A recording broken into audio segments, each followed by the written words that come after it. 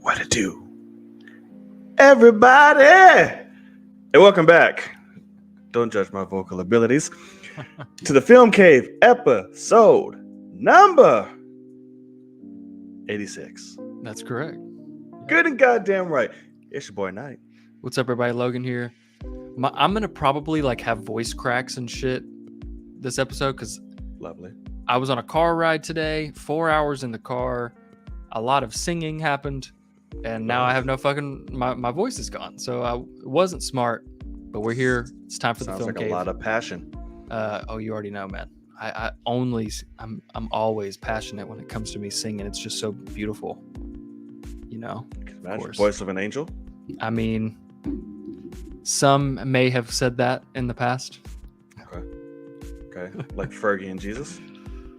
Definitely not. Definitely yeah. not up there. Okay. Not a mixture of Fergie and Jesus.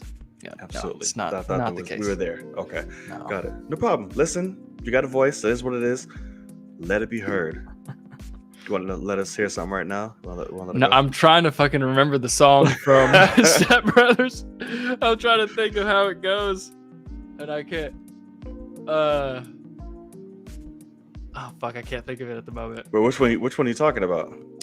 The one at the Catalina wine mixer where he's singing, and it's that French song. Yeah, that's fucking boats and hoes. Yeah. Oh no. That's not. That's no, a mixture of Fergie and Jesus. Well, it was played during that moment, boats and hoes. It was a mix. It was a remix. True. Yeah. Logan was singing like the little kid in the backseat of Step Brothers. That's right. Literally, Right. I mean, he's got eyes. Yeah. I learned that the main actor's name in the car right there. What's that guy's name? Adam Scott. Yeah. He's the only one that wasn't singing. Yeah. And I fucking love that. They had a guy yeah. It's like $1,500 a month on voice lessons, and this is what I get. He's like, right. Flat. I'm gonna take over. Yeah. He's like, I'm gonna save it with the solo. It's I'm Derek. And I can sing high like that. And they literally have a guy standing in the window of that car, going with his mouth because they didn't want to do it ADR. So he's just watching him intently. Or no, wait. He's out the windshield. They're facing each other. Okay.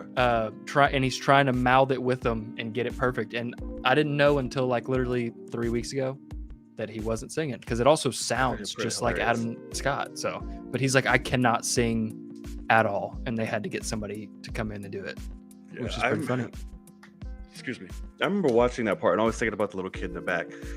Like, he's such a pompous asshole because the way he sings it, he's like, yeah, I'm the shit. His little eyebrows, little head shake. Yeah. Well, I'm like, oh. I fully expected, I remember seeing him and I'm like, he's a weird looking kid. Hate to say it, but obviously he can sing. And so I was like, oh, this kid's going to be somebody, because he's obviously some sort of prodigy. Never seen that kid again. He could just sing a little bit. And that was it. Somebody's kid from set or some shit. Sure. Like, hey, my that's son true. Can sing. My son's actually pretty good at singing. It's like, okay, let's throw him in there. It's like, holy shit, this kid's gonna be it. And then that was it. That was it. That was it. That's right. But anywho, guys, thank you so much for joining us on the latest episode. Please, if you like what you see here, if you enjoy the show, if you had a good time, we'd appreciate the support. And the best way to show that support is to hit that thumbs up. Slide it. It's easy. Sit on it, twirl around, tap it, all of it. Hit the notification bell to be reminded when all episodes drop, which is every Tuesday, as you know, 9 p.m. Eastern Standard Time. But most importantly, hit that subscribe button. It's free. It's simple. And just why the hell not? Why the hell not? Why the hell not? All right, good sir. We have not a big show. Relatively very small show. Yeah. If you had watched some shit, it might have been bigger. Yeah. But we'll get to that. This is very true. We're going straight out into the I poured a bigger glass of wine than I needed, because I thought this was going to be a little bit longer of a show. But homie didn't do his homework. I didn't. I didn't. I am sorry and apologize for that. But eventually we'll get there. You know, I'll surprise you. Sure. And then I'm just gonna stop now. All right, so let's get into the show. Are you ready? Let's do it. All right, y'all. So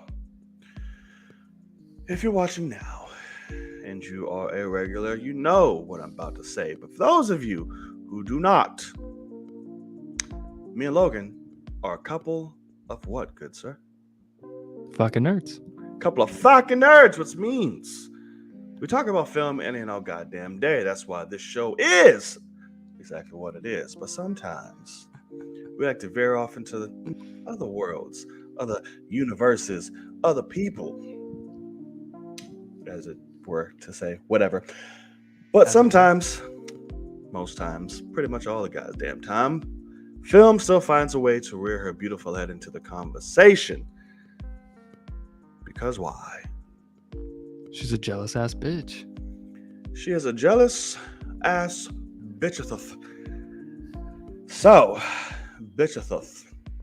We like to call this here particular segment. I don't know why we're in country, but come on down. It's out there in the world. Coming down and jiggle on down. Hey, hey, and jiggle on down, down. Hey. Jiggle on down? Jiggle on down. That's what we're doing. Jiggle on down. Don't ask what it means, but jiggle on down. Did we just say that at the same time? All right. all right. He co-wrote it. But all right, so there's a particular fashion which we do out there in the world. Good sir. Do you want to tell the people in which we jiggle on down? That's not how it's traditionary fashion. There's no how do we jiggle on down in a traditionary way? Absolutely. Somebody finds a way. Just like life. Who knows? We just find a way. That is true. That is very true. All right, sir. Please lead the way. Yeah, I mean, in terms of out there in the world, for me, this weekend has just been going back to the beach house. We were there from Friday? Yeah. Friday to today. Just doing nothing but fucking work. Knocking it out as much as we can. I really am almost done. I'm hoping, I would love by the end of this month I could be rented out and everything, and it's just the fact that it's far away to where I can't get it done quicker. But yeah, things are going well. I'm happy now because I've got internet and I've got security cameras up, so now I can keep an eye on that shit, which is nice. But yeah, man, you know, I kind of tried to use this long weekend as a bit of a vacation because I'm not gonna get one and I won't have the money for one anymore. And yeah, it seemed to have worked out. It was pretty good. But that's pretty much all I have in terms of out there in the world. Yeah, I really ain't got shit. Like, it wasn't a lot going on. Like, a few things. Like, I guess we could talk about this because it doesn't really need like a huge story. Last week we had spoke about, you know, possible new ushering of a Feige for DC. And Dan Lin, and it comes to find out today that he is pulling the fuck out. He said, I don't want no damn kids. I'm good. He said, this DC life ain't for me, bruh. Came out today. I didn't really go into an article if there really was even one. I'm sure there was, but I didn't read it. But sure, that's the reason why he left. But I'm pretty sure one of the many guesses we spoke about before was just like a lack of structure, where the going direction is probably just it's not probably, it is a mess over there. Right. And he probably was like, listen, I just don't want to take this on, or I don't know, it's just too much. Like, look at what you guys are leaving me. Like, what am I supposed to do? So he probably wanted something a lot more of a smoother integration into a role like that. Seeing how obviously he hasn't done it before, and just jumping into it, he'd have a lot to deal with. So yeah, what do you think about that? Yeah, I mean, it is you know, hate to say not surprised at all. And like, see Kenya in the chat saying it's a big role and job. I get it. He knew what it was before conversations were had. I mean, Facts. we immediately knew, and we talked about it last week. He's got his fucking work cut out for him. And so, I mean, I think anybody that knows that would have been him as soon as he got the call to even have a conversation about that, let alone enter negotiations. But I think the real thing here, so basically all it said was two sides ended negotiations without reaching a deal. It's kind of how it is. So whether could have been him saying, hey, for the amount of work we've got, you're not paying me enough, or it could have just been him going, I'm not about to even fucking try to fix y'all. Because I think part of it is, I think it's HBO Max. I think HBO Max is not, people like to pretend like HBO Max is killing it. And it's doing great, numbers wise, not for itself though. It's not doing what it should be doing. Like, you have something like House of the Dragon, which is doing unfucking believable numbers, but HBO Max as a streaming service is not getting the return that it should be getting. And I would think that whatever this new role was, doing, I would think that he's sitting there going theatrical, and the companies are saying, hey, we need to keep our streaming service alive. And he's like, that's already dying. Like, have Discovery throw all their shit on something for y'all, and just like, but don't start making DC shit for streaming. So yeah, I mean, at the end of the day, I'm not surprised, but also, we'd never heard of this guy before, you and I. Who the fuck is next for them to talk to? If this guy backs out, biggest job of his, in the history of his career, by far, he'll never get something this big. I mean, It's just not a thing.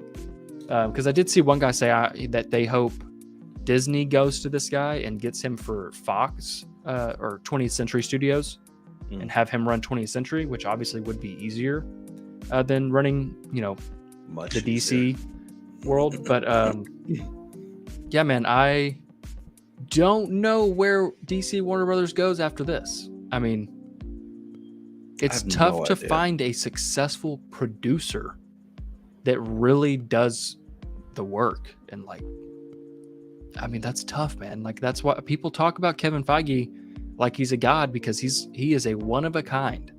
And anybody you get to try to become that, they're not going to ever hit that line. So if your first unknown guy that's had some success backs the fuck out, who is next? I mean, really and truly. So I'm intrigued to find that out. But it's not a surprise that he left, to be honest. Yeah, it's where the fuck do we even go from here? It's DC is in fucking shambles. Correct. The only one that seems remotely passionate about this shit still and making waves is The Rock. Yeah, and he's not even fucking. And that's what like it's not his job. Yeah, he's just trying to push it because he has to. You know what I mean? Like, his movie's coming out. And that's it. And that's really about it. Which I admire. And the more and more he pushes it, the more. And this, I'm nervous about it. Only because the marketing and pushing he's doing, the amount of passion he has for it and what he's doing and showing us every step of the way, like, it's hyping me for the movie, but it's also like, how can I put this? Trying too hard. Like, what are you trying to hide? I don't think he's trying to. It's just because so much is being put into it and I feel it and I see it and it's making me hype. I just don't want to be disappointed, because if I do, that's going to hurt even more. So like destroy me. I'm like, fuck. Again? Like you, like we're here every step of the way, and it would just suck. But boy, is he building the fuck out of it. He's the good side of DC right now. Yeah, I mean, he is a marketing tool. Yeah, even more so than he is obviously a highest paid actor for a reason, all that kind of stuff, and box office draw. But like, that motherfucker knows how to market his projects. Yeah, and no one can say that that's not the case. And so, yeah, I mean, the big thing is if we end up seeing this movie and it is a disappointment, We're gonna be sitting there going, The Rock, all you've been doing is saying this is the most incredible shit. It's everything you've ever wanted. It's all that kind of stuff. And it's like, no, man, y'all don't know what we want still. Y'all still can't figure that shit out. So at the end of the day, I'm hoping the movie's solid. I'm not going to expect it to blow me away and be one of the greatest superhero movies ever or anything like that. I mean, one can hope. But yeah, no, I mean, at the end of the day, when it comes to most superhero movies in general now, even Marvel, I need to go in with lower expectations to give them the chance to blow me away with just a solid ass movie. Like, and that's just the way it is. And so I'm like, hey, DC's track record's not great. Give me a good movie. Like, just give me, like, I remember Wonder Woman. Like, I left that movie and I said that movie is very safe in its story. It's, pretty easily telegraphed in a lot of ways, but fuck, it is solid as rocks in what it is, and I enjoy the hell out of it. Like, at least it wasn't like wavering. Like, it wasn't like a model walk talking about, right? Oh yeah, of course. But it instead of like 84 is a model walking on like some stilettos and doing that fucking wobble and like can't keep her fucking feet. And the first one is somebody walking in some Timbs. You're not able to even push them over.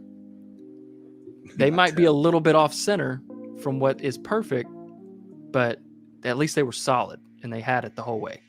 So that's kind of how I see it. So if The Rock can just give me that for now, I'm great. Build it out later, do some crazy shit, but we'll see. Right. Yeah. Well, we get a trailer this Thursday, and apparently it's gonna blow everybody's minds. Well, at least the movie itself, but we'll see. They're doing a trailer for Black Adam on Disney Plus Day. Yeah. Oh, they're retarded as fuck. What are they doing? Because football. They're doing it with football. For Thursday night football? That's even worse. Nobody even watches Thursday night football. It's hilarious. So we will see. Wait, so you said it's because D3 and all them still happening, right? Yeah, D23 is the 8th, which is Thursday. Oh, okay. That was Fandom. I was thinking about. I was like, didn't they cancel that? Yeah, Fandom is bad. Kaput. Yeah. Correct. Okay. Yeah, but I say the first game in NFL. Exactly. That's like I think it's the season opener. Okay, got you. Let's see. What, Kenya? What are you talking about? Okay, so yes, we'll see DC Rock. There we go.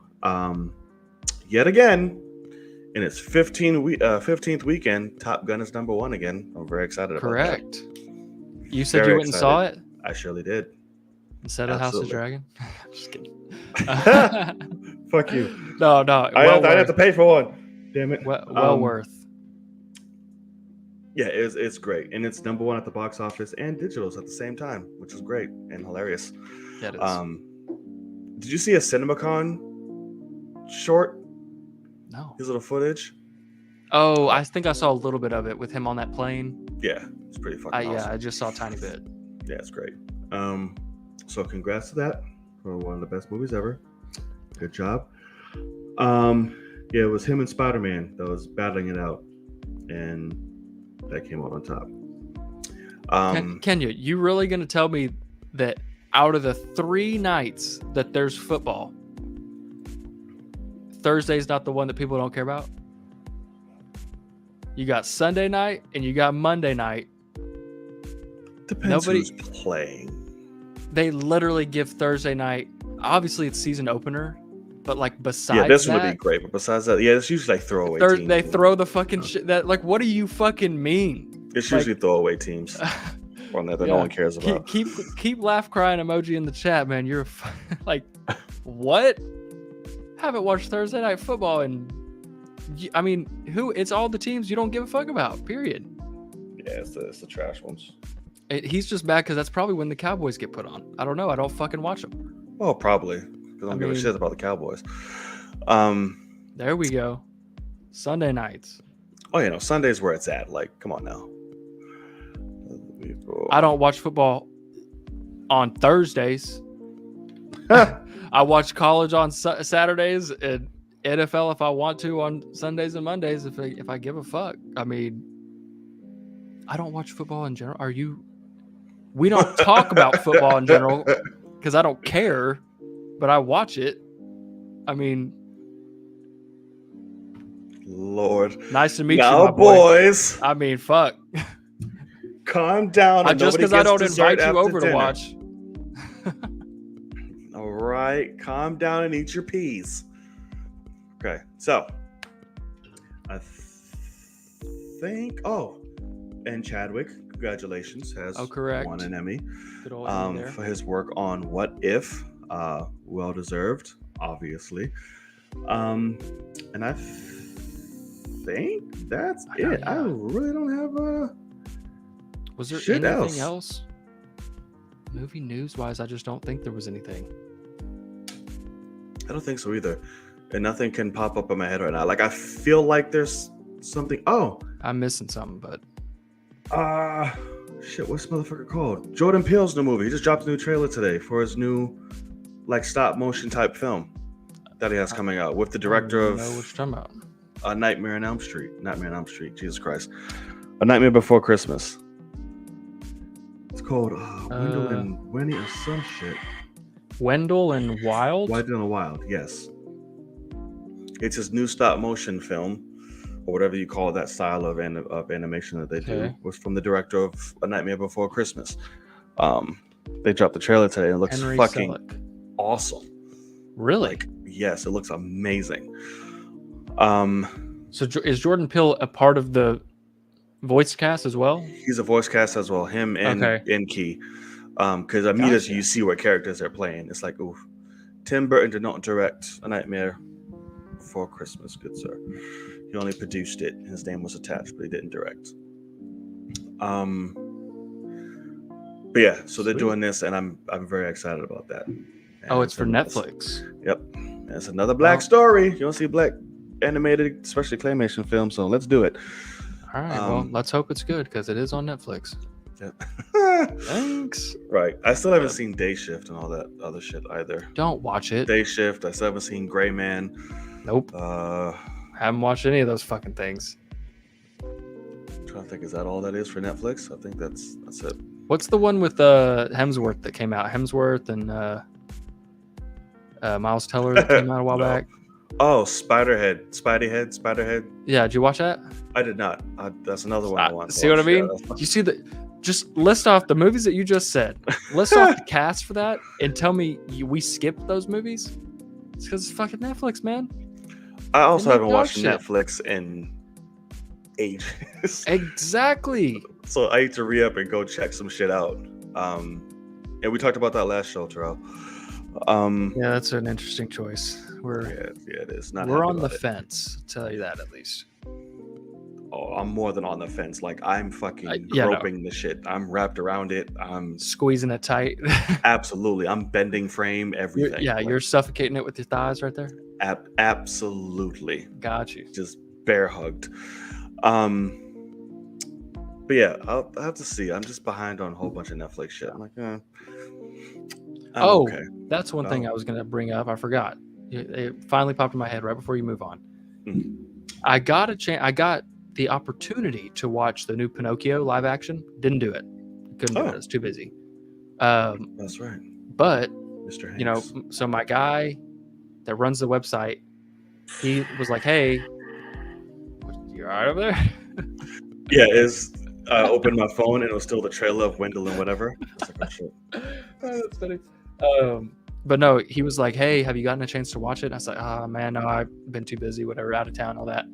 And he's like, "Oh, okay, apparently it's terrible," is what he said. And I was like, "What?" And yeah, that's not the one Guillermo's No. So his is the Guillermo's doing another, and then this is live action Disney remake, like, you know, Cinderella, Beauty and the Beast type of things. Is this the one that Robert Downey was hinted at producing like years ago? I have no idea. Okay. A hint at producing? Well, yeah, because he had it for a whole while. It was talking about him about producing a Pinocchio film, and then shit went wild. I don't know, just disappeared, and then this came out. I was like, oh, sure. I don't know if this was it. Yeah, no. So I don't know, but it's what I have to say about it. That the thing is, I'm not surprised that apparently it's not too great, and that's because how out of all these, like Disney live action remakes, which yes, it's a cheap fucking thing to go and let's take all our classic animated and do it in live action and whatever. It's super easy to get money from that, but to then take a movie that is a true classic like Pinocchio and you make it post-COVID for Disney Plus exclusively, like you don't put it out in theaters at all. Oh, it's not coming out at all? No, this is a Disney Plus movie. And so immediately I'm like, they started with half a fucking script. Like they took the animated movie, they said, keep watching that every night, and we have a little bit of a script, and I guess we'll just shoot it. We got Tom Hanks, people watch it. I mean, that's where I mention and say the things I do about Disney is because they are literally so fucking powerful right now. They're just like, they don't care. It doesn't matter if it's like something like Pinocchio or something like that should be in a theater. I was like, we're not gonna fucking lose anything. We're fucking Disney. Here, just put it out. We want exclusives. Here you go. Yeah. Make the biggest stars in the world, the biggest IP. Put it on our streaming service to get more attention and subscribers. We'll make our money through Marvel and other Disney movie shit what we got. It's like, so they really don't give a shit. It's like they're not going to fill it. At the end of the day, they're not. It's like we're how many billions in our company? We're good. Just eat up all of our shit, and we'll make shit for the theater when we do.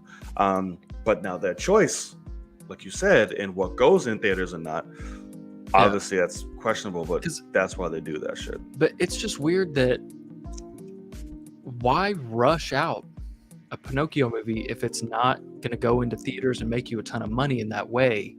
Like, y'all are going to blow your whole load of remakes in a decade? Like, fucking hold off. Like, you're making Little Mermaid. How many more you got? Well, they do. Like, Mermaid, Aladdin, Cinderella, Lion King, Beauty and the Beast, Mulan. Beauty and the Beast, Mulan. Fuck. Let me see here. Does Jungle Book count? Yeah. Jungle Book.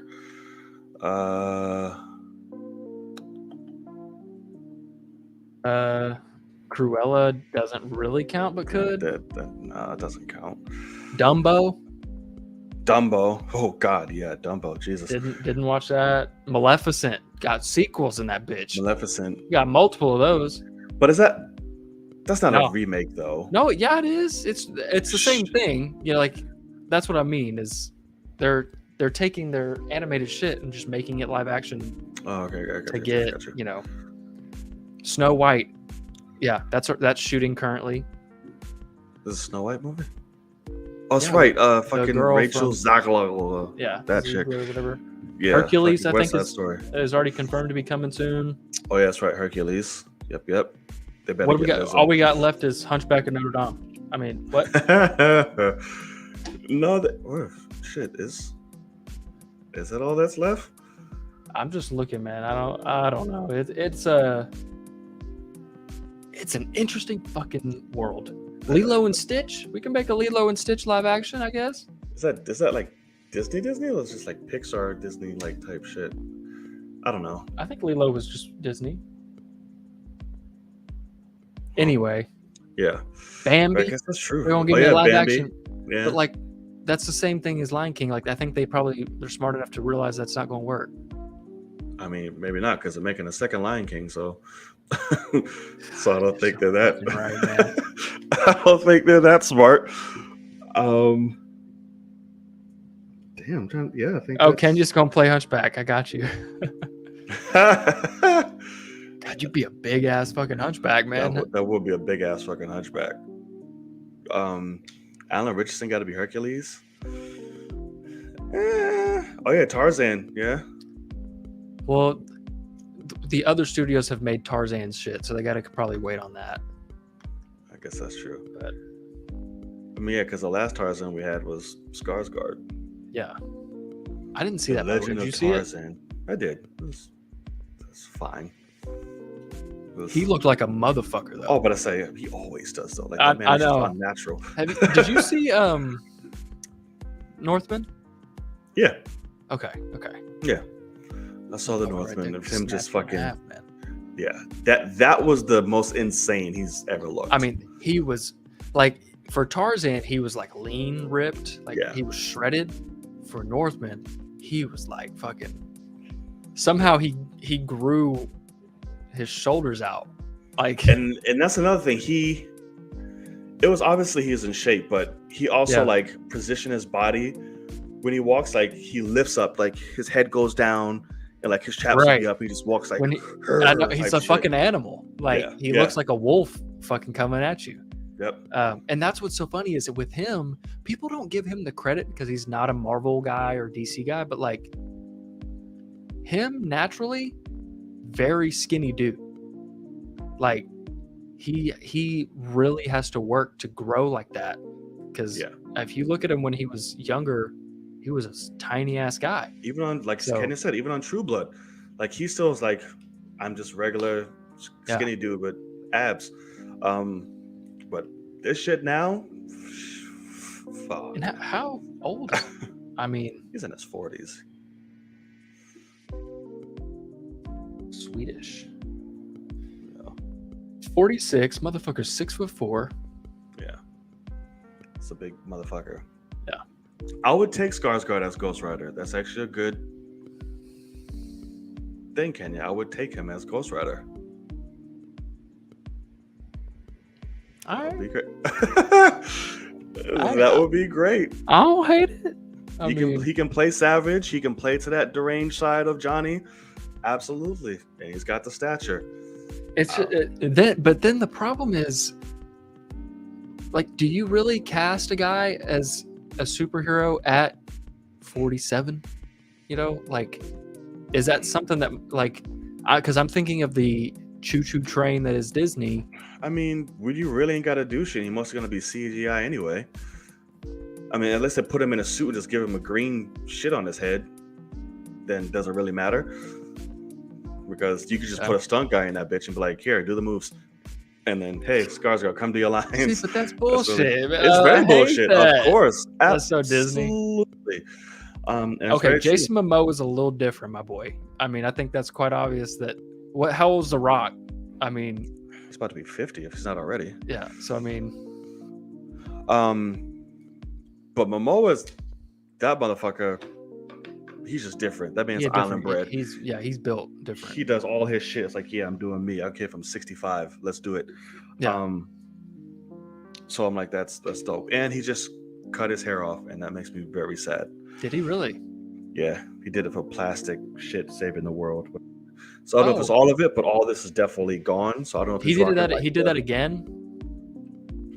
He did it before. I don't know. He did that for when he went to go shoot Dune. He did it with his beard. Oh, he did it with his beard, but this is like his fucking head. Like his locks are like done. Correct. I'm just saying, like, he did it for the plastic thing. Oh yeah. You know, yeah, that's funny. I'll have to look that up because I bet he looks fucking weird as shit. If he went a buzz cut, which he was gonna be Drax, God, talk about ruining his fucking career. Right. I think he still has, at least in the video. I haven't seen him since he did it. All this on the top of his head was still there. Okay, so he just saved this. He did a little undercut. Yeah. And that's funny. The Rock's cousin saved The Rock's career. Stunt wise, he surely did. That motherfucker's in everything. Yeah.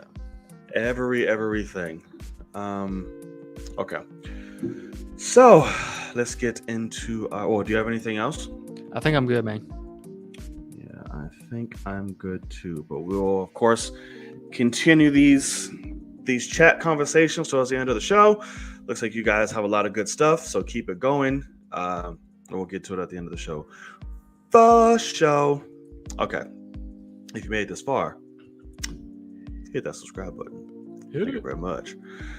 All right. So this is pretty much going to be the Logan hour. These next few.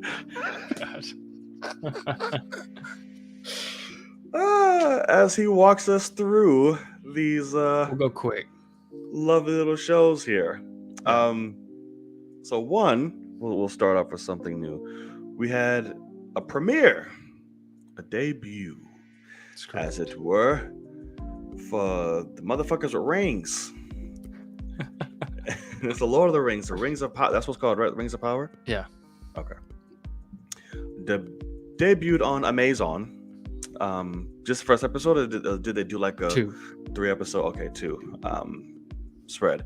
And you can speak a little bit more testament to this because you actually got to see it on a different format. That is correct, sir. Than some. So please enlighten us. Yeah, so they basically did this thing where I think it was just Cinemarks around the country did one showtime. You got to watch the first 2 episodes in a theater. Yeah, Ken just talks shit. Yeah. Watch my TikToks, motherfucker, then you'll see. There you go. But yeah, I got to watch it in a theater, and I just have to start off by saying, like, I am not a Tolkien, diehard. I've seen Lord of the Rings one time. That was a year ago. Like, I mean, I'm not some deep diving Tolkien person. But first 2 episodes, no Tolkien white boy. But first 2 episodes, they're pretty good. Definitely feels like Lord of the Rings, where you have some excitement and then a lot of slowness.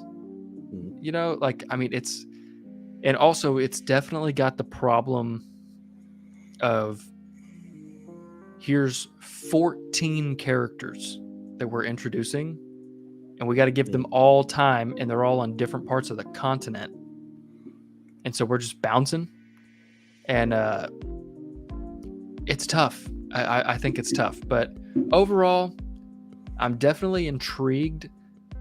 But like, I will admit, that was a Wednesday night. That was that was a Wednesday night. I remember we were like exhausted as fuck, but we were like, no, we're gonna go because this is cool. We get to see a TV show that is massively cinematic and super, expensive in a theater for the first time. Blah blah blah. Super expensive. And first of all, definitely can see the money on screen. It's fucking beautiful. I mean, there is not an effect that looks bad. Period. It's beautiful.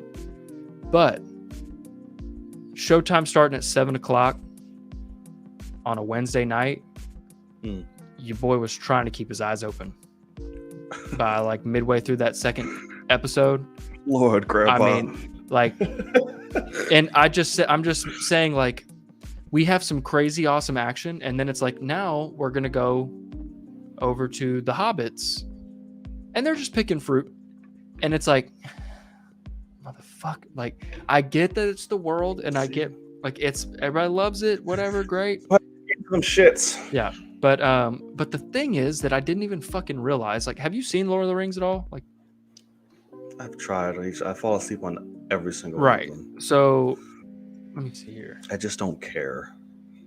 Like, these movies are stupid.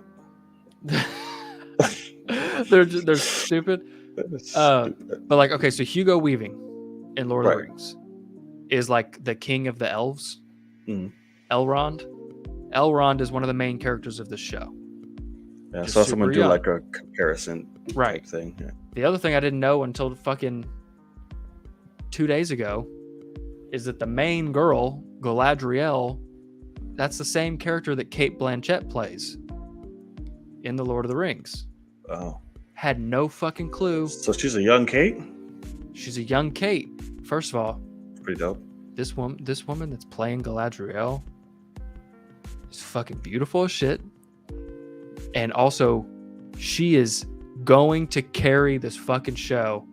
Like, she's all they got in a lot of ways. Like, they've got this other... Well, I don't know. Everybody is fucking jizzing their pants over this elf dude, the black guy. That's exactly what I was about to say. He's so fucking boring. His whole thing is boring. The first 2 episodes, it's like a massive lull. Anytime he's on screen, he looks good because he's an elf warrior, whatever. But he's basically a cop, like an elf cop.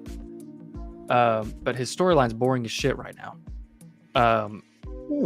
But I'm guessing by the time, I'm thinking everybody will come together kind of, but the girl is like legit. She's fucking great. Never seen her before, but she's awesome. But what I was gonna say is this comes out on Fridays, and it's gonna be tough to get me to sit down and watch this on a Friday night. I mean, like, I was planning on doing that for Patreon, and I just don't think I don't think I can do it, man. Like, it's like, don't get me wrong, I'm going to watch the show because the story excites the fuck out of me, because I know now that Elrond is the leader of the elves in Lord of the Rings, and this one, the show starts and they're like, hey, we're having a high meeting, and you can't come because you're not like a real one of us, like you're not a real high breed or something. And he's like, oh, okay, that's fine. Like, he doesn't care. But I'm like, how the fuck does he end up being the king? Like, what's that? And then also in Lord of the Rings, like, Galadriel is like magical. Like, Cate Blanchett's like magical, I think. And in this, she's just a straight up warrior. So I'm like, when the fuck does this happen?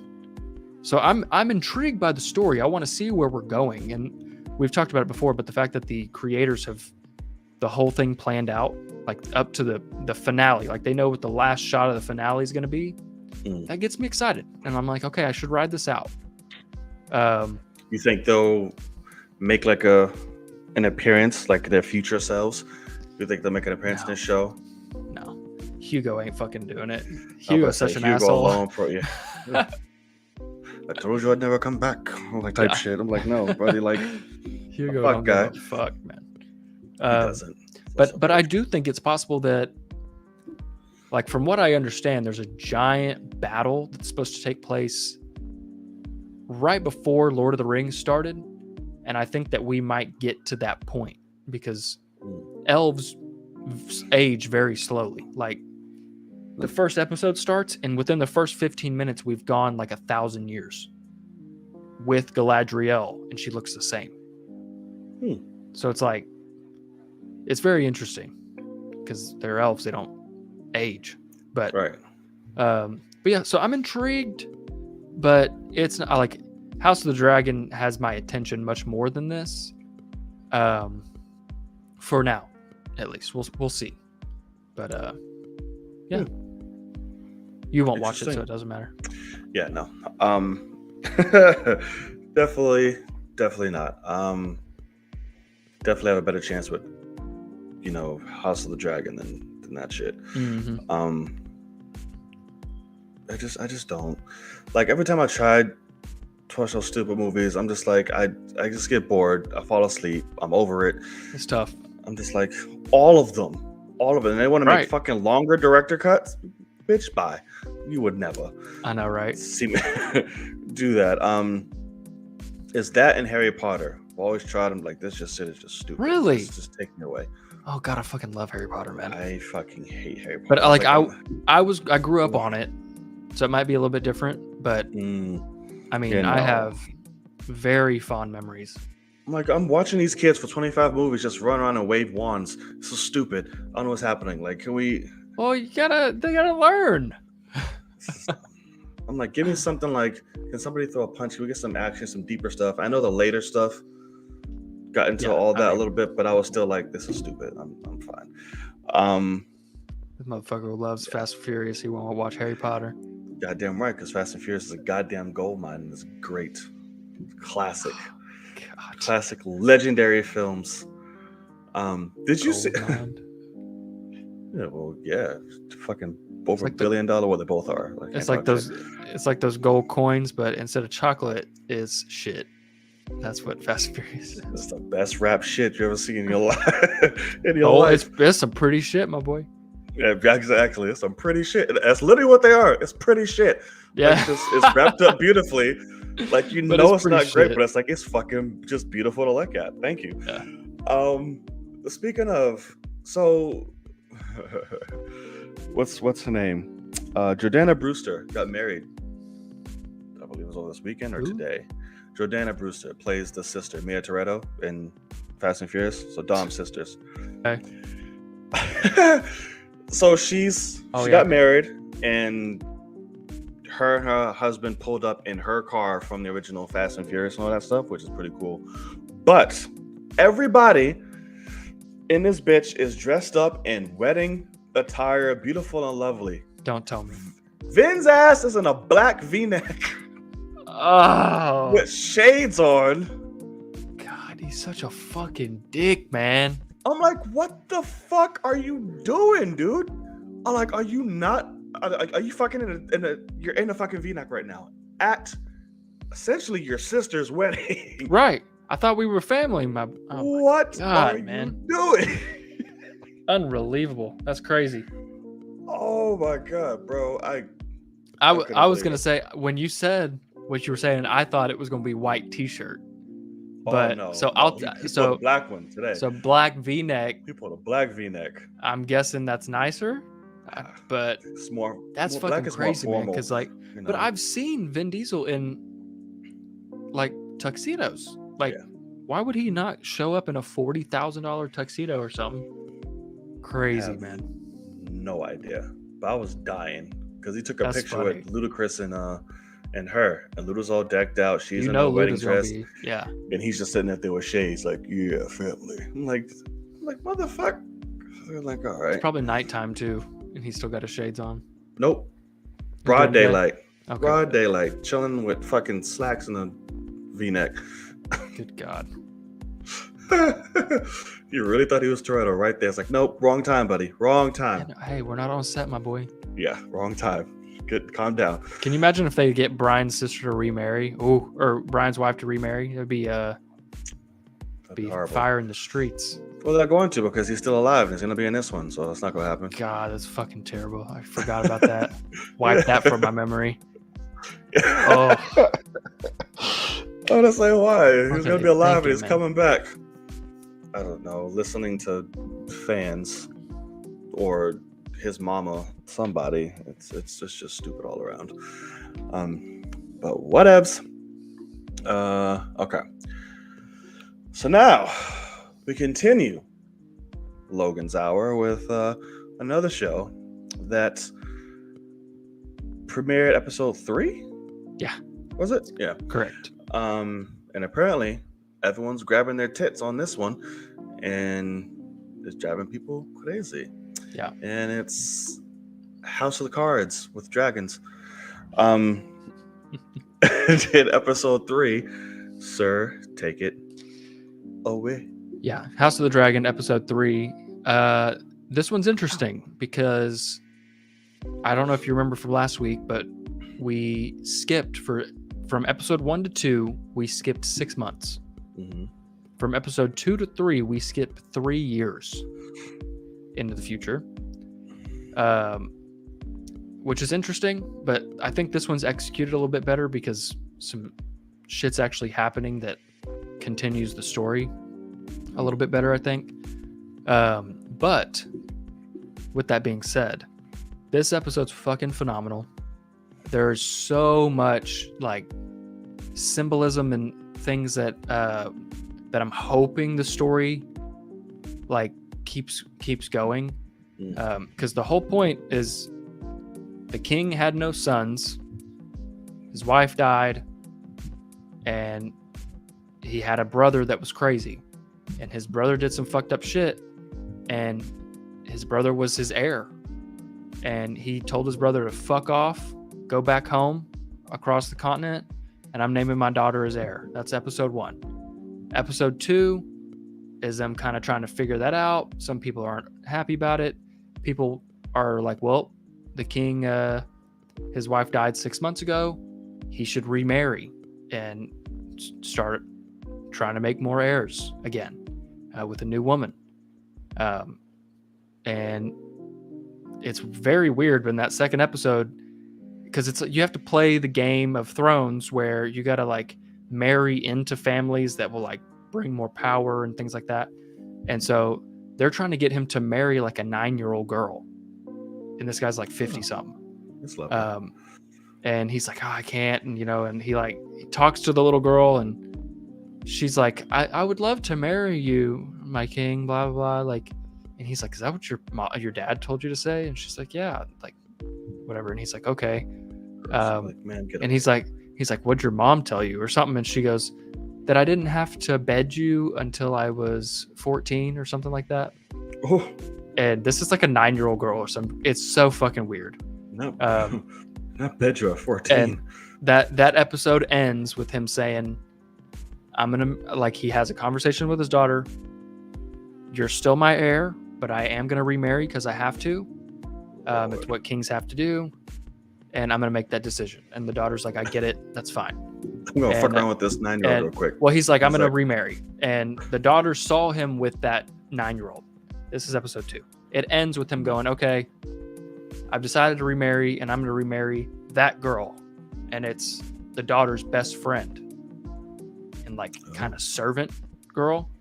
And that girl has been behind the daughter's back the whole time since the wife died, and like trying to get him to fall in love with her because she's the hand to the king's daughter. And so he's like trying to play. She's the hand, all right. Correct.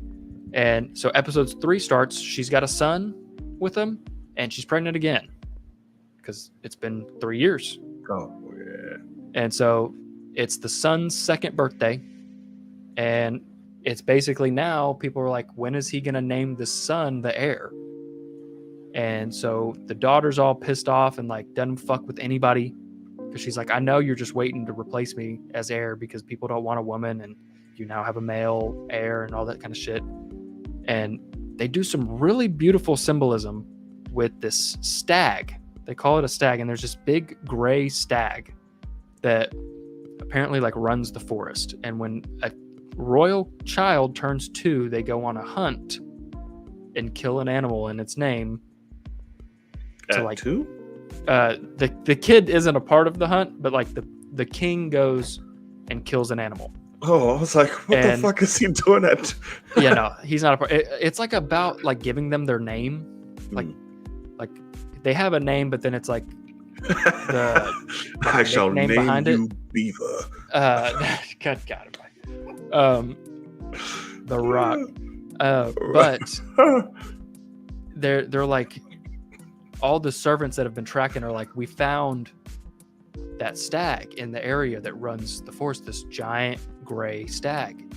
And people are like, oh man, like if we're able to kill that animal for this kid, like on his name day or whatever, that's a message from the gods that he's supposed to be the true heir. And the king's like having to hear this shit, and he's like, yeah, maybe, like, because he's starting to rethink things. He's having problems with his daughter being the heir and all that. He's like, maybe. And anyway, long story short, they end up saying, hey, we caught a stag, come kill it. It's not that stag. It's just a normal big stag. And they give him a weapon to kill it, and it takes him 2 stabs to kill it. It's only supposed to take you 1. And if it takes you more than 1, it's like bad luck. And so not only is it not the stag it's supposed to be, but then he doesn't kill it in the first blow. And so you can kind of immediately see on his face that like he's like, fuck. He's like, that's not good. He's like, that's a bad omen. And at the same time that that's happening, his daughter had run off, like ran away, and the gray stag like showed himself to her. And so it's the gods kind of showing us, the audience, and her, like she is the rightful heir, like she's the one that it should be.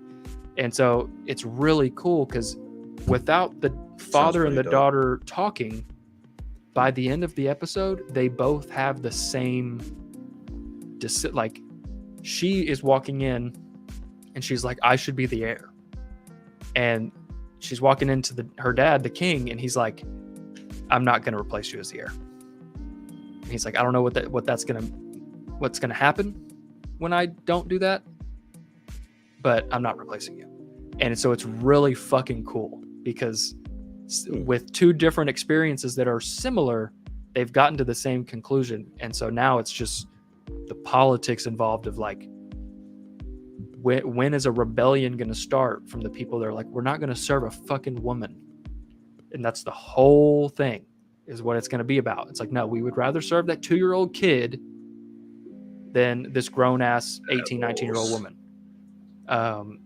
So it's pretty interesting. I'm really liking it because that was just like the emotional part of the story. Then you have Daemon, the brother who got sent off, and he's out here fucking in a full-blown war, and he does some badass That's the shit. one picture everyone keeps posting is just him drenched in. Yeah, he does some badass shit, and the reason he does the badass shit is because he's been at war for 3 years, and he's losing. Oof. And finally, the king sends, like, somebody on behalf of Daemon sent for help and asked the king, would you send troops and boats? We're losing. And finally the king said, yeah, let's go ahead and send them. And so he's like, here's a message, handwritten message, give this to my brother. Help's on the way, is what it says. And guy shows up, gives it to Daemon. He opens it up, reads it, and he gives it right back to the guy.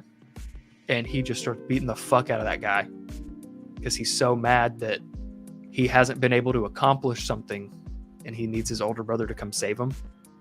And where he's like, I'm supposed to be the heir, I should be king, and now the king's coming to have to save my ass. And so then he's just like, fuck it, and he just takes off by himself, and he's like, I'm gonna kill all these fucking people. And he walks in there and he fucking does it. He murks all of them.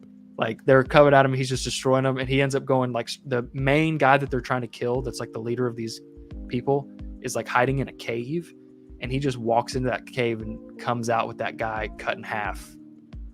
Oh. And just dragging him. But the guy has one arm and half a torso, and he's just dragging him by the arm like a suitcase, just dragging his ass out. And it's fucking dope. That's pretty dope, and actually. So as soon as he gets word, like, help's on the way, he's like, nah, I'd rather fucking die. Let's go. And he just goes out there and does it. It's fucking awesome. Like, I'm like, okay, I see you. So I'm even starting to kind of like that guy a little bit. So we'll see where the show takes us. Rooting for the asshole. I think you might want to catch up. But I'm gonna catch up. I would catch up earlier than later. Yeah, no. Because do you work on Mondays? No. So they come out Sunday nights. Just fucking watch them. It's a fucking great time. I know. I'm gonna do it.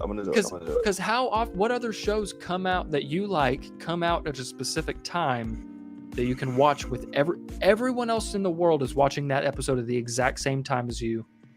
We haven't had that. We don't get that experience anymore. It just debuts on Disney Plus at 2 a.m. Shit, I'm not doing that. Half the country's not doing that. This debuts, I think, at 8 your time.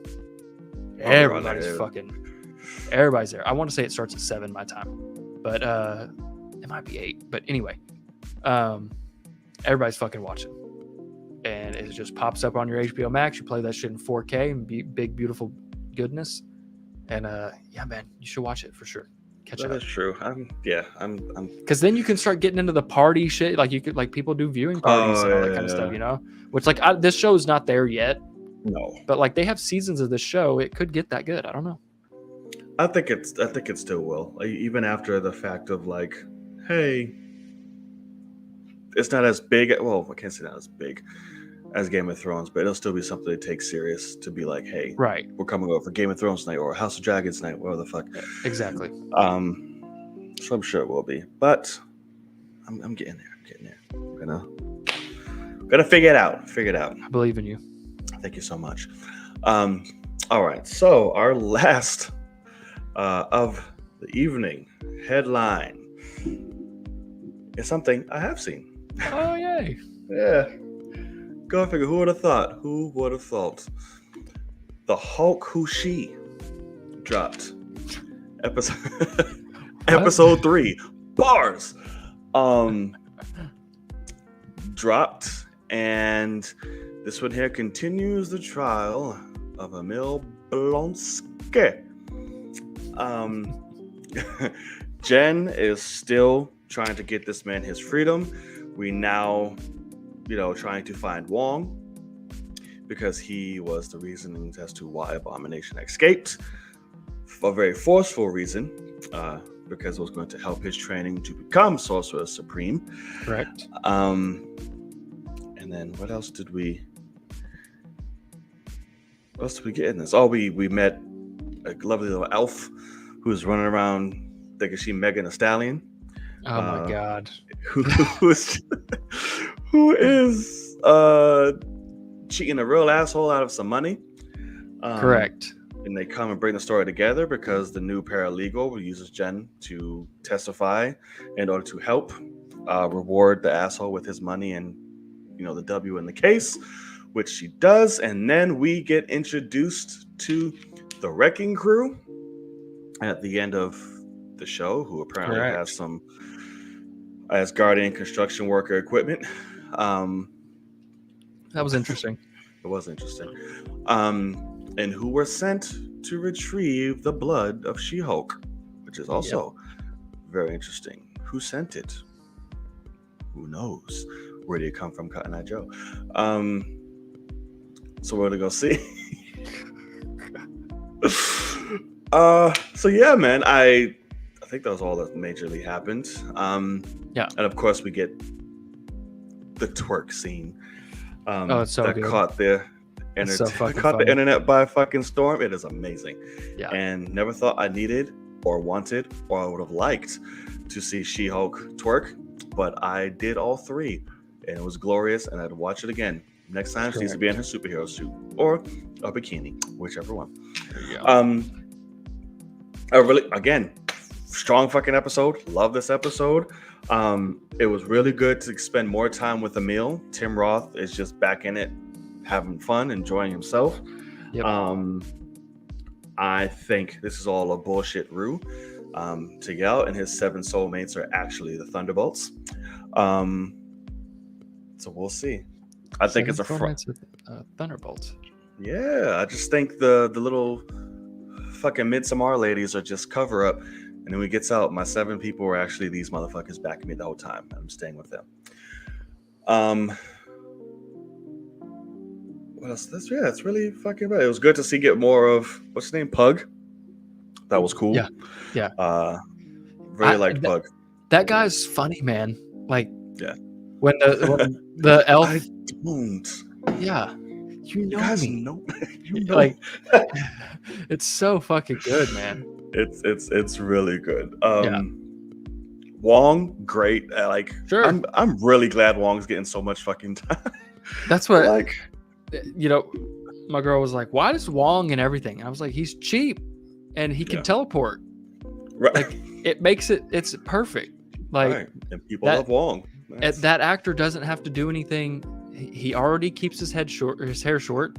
Right. It's an easy, hey, come in here real quick. We're going to do, a couple days of shooting. I must depart. yeah, that was a crime. And he's like, I must depart. And, like, hey, you can't fuck. What are you gonna do? What about that? What at the beginning when she's driving and she's like, I hope you don't think this is just a show about cameos. And then she's like, show.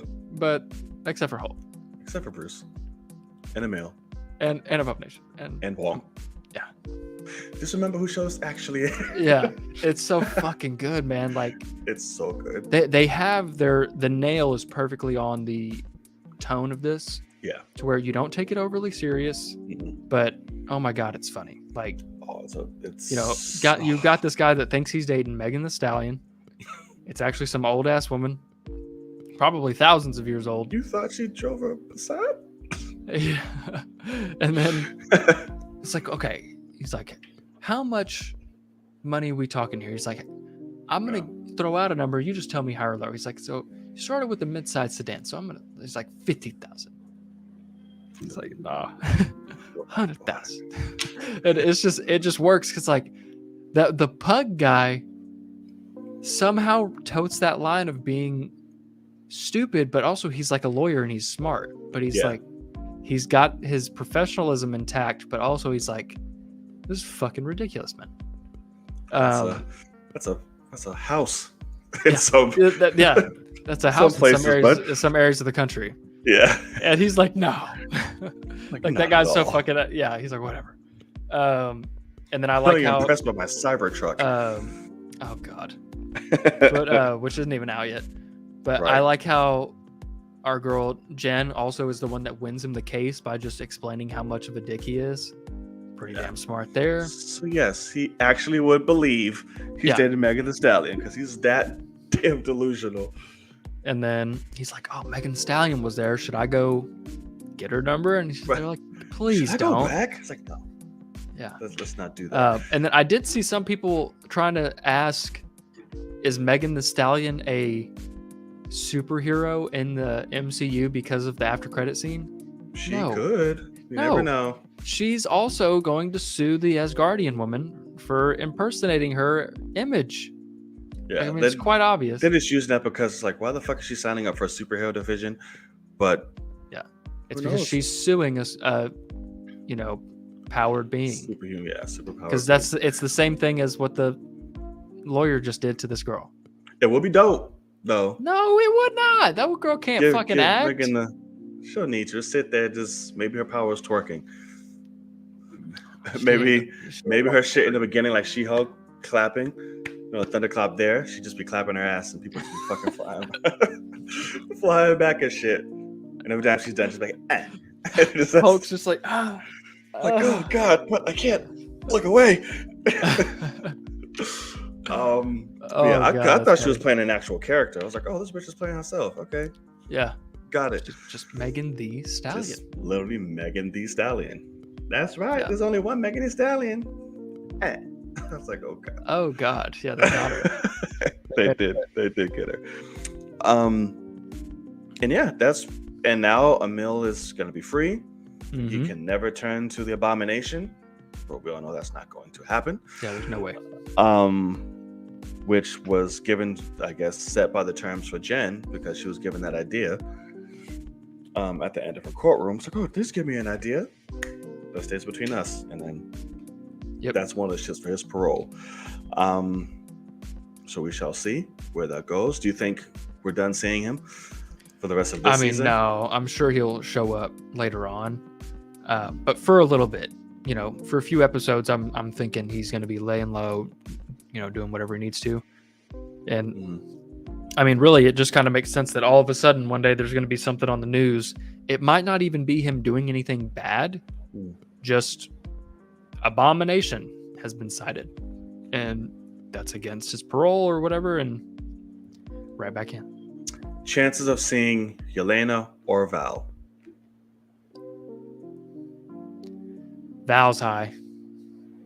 Later on. Val's high? Yeah, because she's cheap.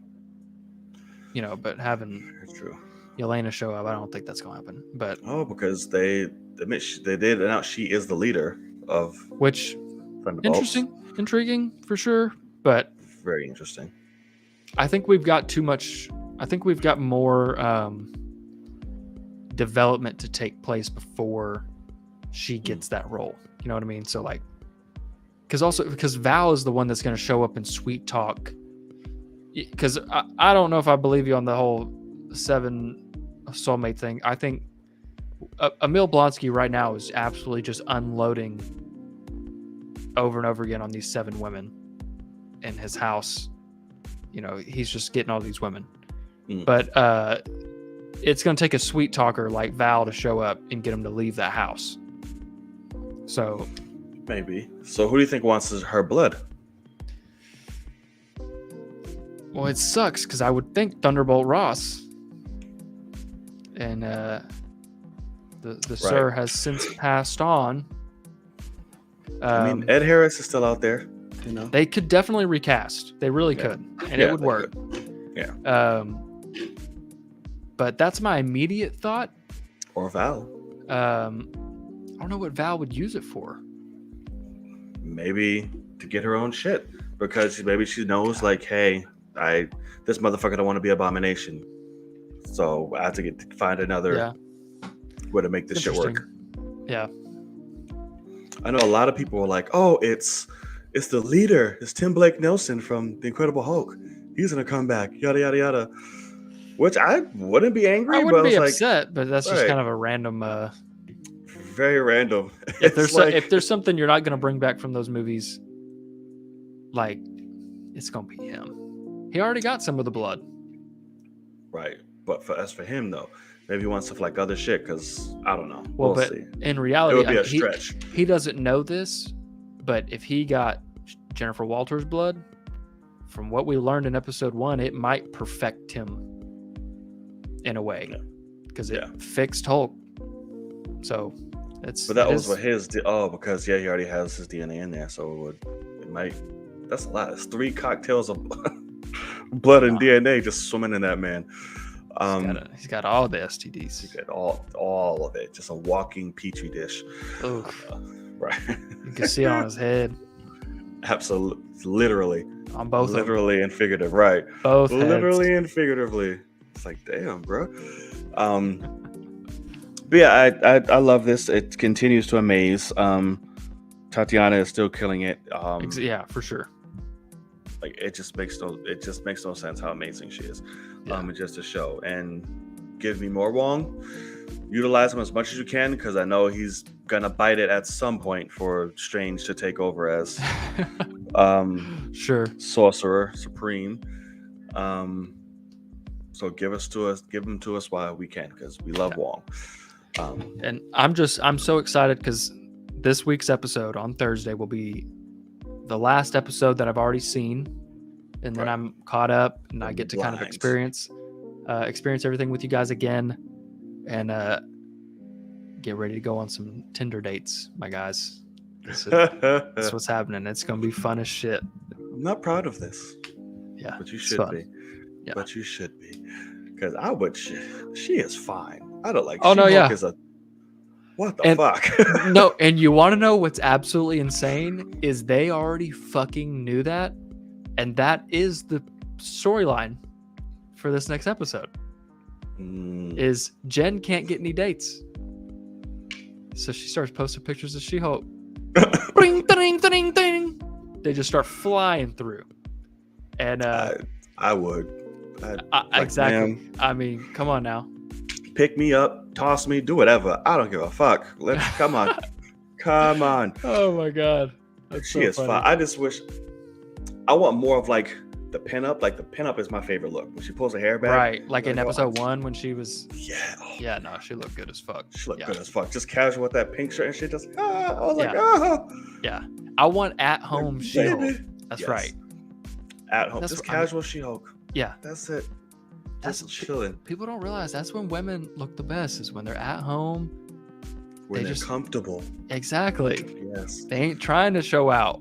Not in pain, but fucking 6-inch heels and all this makeup on the nope. It's a heavy ass shirt, some boy shorts or underwear, and letting shit just go. Yeah. Just put your hair up, get it out of your face. Absolutely. Just that's right. Sit on the couch, legs up, just throw just whatever. Absolutely.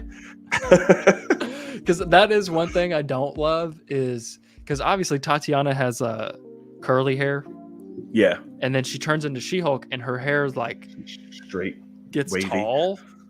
Like it gross. And I'm like, why she got like Hulk hairspray coming out the roots like immediately to like solidify that hair. Just to make it more comic accurate. That's it. I know, but I just want to see it like. That's why when she had it done up, I was like, that looks natural. And also, she's a Hulk. And so it just worked really well. But yeah, it's weird how they could make her fine, though. And they fucking knew it. Very weird. Like, they knew it, and that's going to be... It's like, because yes, that's another thing I want to talk about. Thank you for bringing that up in terms of self-awareness.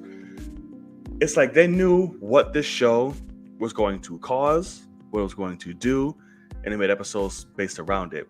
This episode, when they went directly for the little dick misogynist fucking my ass hurts because a woman is in the lead of this type shit. Yep. Saying everything verbatim that these dumbasses say. I was like, oh my God, I fucking love this. Yeah. I love it. So smart. You did all this, you made it a woman. You know, I'm just saying, like, oh my God, I loved it. That clip ends with the guy going like, "Oh my God, I smashed." And to be honest with you, I did not catch that the first time I watched it. Oh, really? It came after. I was like, "Oh shit." That's funny, man. I was like, "Did the Marvel just say, they're smash?" They're having too much fun with it, but it's so good. Like they are. Having the twerking at the end, and I mean, body, yada, yada. I mean, like, fucking hilarious. They knew it was gonna happen, and now look, fucking She-Hulk twerking is all over the place, and now again the little dicks are all upset, like, oh, fucking Tony Stark died for this, and the state of the MCU people, and yada yada yada. Oh, so Peter Quill can dance his ass off and do what he wants, but fucking She-Hulk can't, huh? Fucking start that. I'm like, Jesus, what is wrong with you people? I got a conversation this weekend with somebody that was like, it's Captain Marvel's fault that Tony Stark's dead. I was like, what the fuck are you talking about? They're like, they said if she had done her job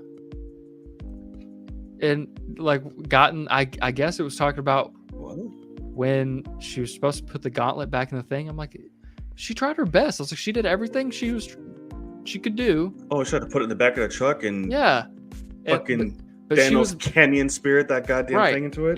But she was trying to blame Captain Marvel. I was like, no. I was like, she did everything she possibly could. And so then I had to bring up the same thing I brought up for you, which is Doctor Strange saw one motherfucking ending where we win. If it didn't happen the way it happened, we would have lost.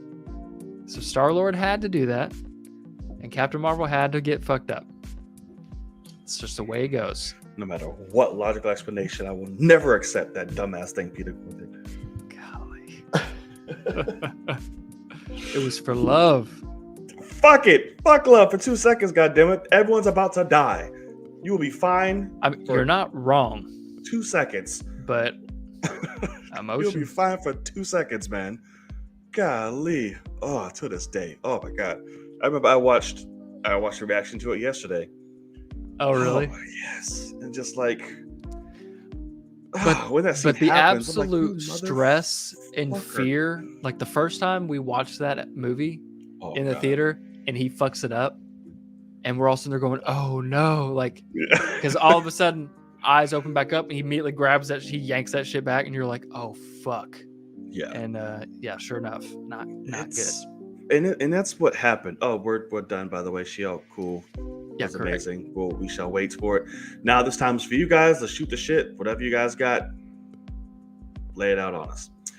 I was watching, and like I said, the reaction to it, and it just brought me back to when those first, especially that one, that an Endgame, but when Infinity War first came out, what that feeling was watching that for the first time, and how much of a fucking event that movie was, to an epic scale. Like, just everything, nailing it, boom, boom, boom, boom. But it's just like, holy fuck, what am I watching? Like, I don't know how to take this. It's the best form of overwhelm than you could just ever possibly. That's a great way to put it. Fathom. It really is. Like, because it. Holy shit. What I love about that movie is it's made strictly for people that have followed all the movies. Yeah. To where they're like, hey, we're not doing any character development. Yeah. Like, besides Thanos, which is the one that's introduced, it's his movie. Yeah. Everyone else, how you saw them last is how they are. Yep. For the most part. If they're not, we're going to touch on it enough because it's for this story.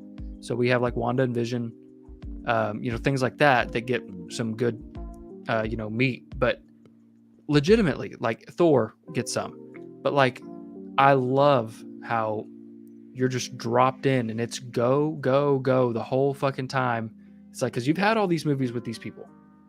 Now you get to see how they react in this situation, and it's chaos, bedlam, ending up in space, fighting, meeting each other, fighting people, like all these things. And I just love how it hits on all cylinders for 2 hours and 20 minutes, and then maybe even more than that, 2:25, and then they fucking lose.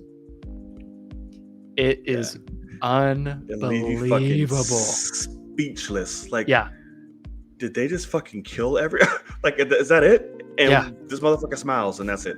It's like, yeah, I did that's it. Bye. Enjoy.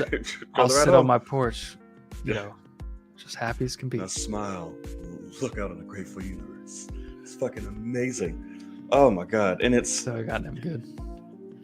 There's one part, and that for me is when the shit hits me, just in terms of like, holy fuck, like I'm here. Like, this scale is, oh my God. Is when I forget the fucker's name, the henchman, but the two land in New York and Tony's with Strange. Yeah. And he's like, hey, you'll be happy to make your hair be moving and shit like that, whatever. But just the epic like buildup of Tony opening the door That and seeing oneer? all the oh my god, and seeing all the chaos in the background, you say woo, woo, woo, woo, woo, woo, all this is happening. Yeah. Oh my god, I'm like, this is fucking like I'm getting goosebumps. Like, right? No, I mean Jesus. you're so right because you get to see him immediately. It's like a cop, but he's an Avenger, obviously. But it's just Right. he walks out there. All of a sudden, there's a car wreck, Chaos. and he's like, "Hey, Wong, help them!" And Bruce is like, "We got him!" And like, it's just everybody's working, and then there's a fucking giant alien ship, and him and Strange just walk right out. Like they're like, "This is our job. Right. That's what we do." And you just get to see first responder, like what you did not get to see with Cap's entrance. We got to see them go, "Oh fuck, something is happening. We got to get over there." And I even like how he like gets on that wall, and then it's like, "Okay, I'm gonna jump out here," and like he just kind of jumps out to get in the middle a little bit, and he's like, I got to be center stage for this," and then he's like, "So like get out of here, Squidward," and like all that shit. It's just fucking dope. I'm sorry, Earth is closed today. Yeah. Oh, so good. So good. Or even just fucking Thor's Wakandan entrance, or just oh god, yeah, man. There's so much. So much. Doctor Strange and Thanos fight on Titan. Oh, absolutely. One of the best MCU's ever had. I mean, the fucking moon throw. Oh my god. Yeah. I cannot get enough of whenever when he turns the black hole thing into butterflies. Butterflies. But then when the one detail that I remember, I left the movie the first time, and I was like talking about how much I loved that Thanos uses the stone that he just got every time. So like if he gets a stone, he uses the new stone the next scene, which makes total sense because he wants to test it out a little bit, see what it does. And so the movie starts, he already has the power stone, so he's using that. He's already used it to take out that ship, fuck it all up. And then he gets the space stone, and you immediately see him use both of them to destroy the ship and teleport them. You just got to see him use both. And as a general audience member, you could jump in and see that. But long story short, you get all the way to, he gets Reality Stone, he gets Soul Stone, and I remember leaving that movie and I was like, we didn't get to see him use the Soul Stone. Like, I'm confused as to what that means, like how you could use that as a weapon or as a stone, like how it's used. And then I remember the second time I watched it, you do get to see him use it in that Doctor Strange fight when he does the fucking incredible multiplying thing. It's like, whoa, that shit. Yeah, so that's the thing, is there's a million of them, and he uses the power and the Soul Stone to find the right one. Yeah. Only one of these have a soul. And it's just fucking dope, man. Like, they got that shit. And that movie is almost perfect. There's only one giant plot hole that makes me so sad that I wish they had figured out, but it's okay. Which one is that? It makes me sad every time I gotta bring it up because the whole fucking movie rides on it.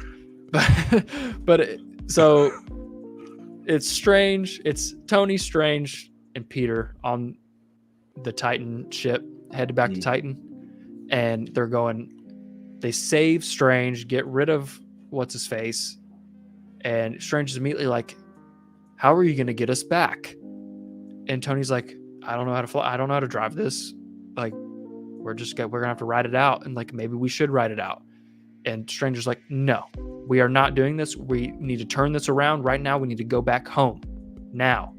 And they argue about it and all that. The whole time he's got his sling ring on, and he can make a portal to wherever the fuck he wants and send them all home right now. and that's the only, because he's like, "How will we get home?" Like, he's like freaking out, and it's like, bro, we can get home now if you want. You're using the sling ring all over Titan, So maybe he can't do it in space. That's not home. true. I don't know. Wrong. And I just wish it wasn't the case, but it's the case. And so it's just one of those things. It's just the way it goes. But because I don't know if he's wearing the sling ring in that scene, like purposefully, so that people don't go like, huh. But that's just always been one that as soon as I saw that, I was like, fuck.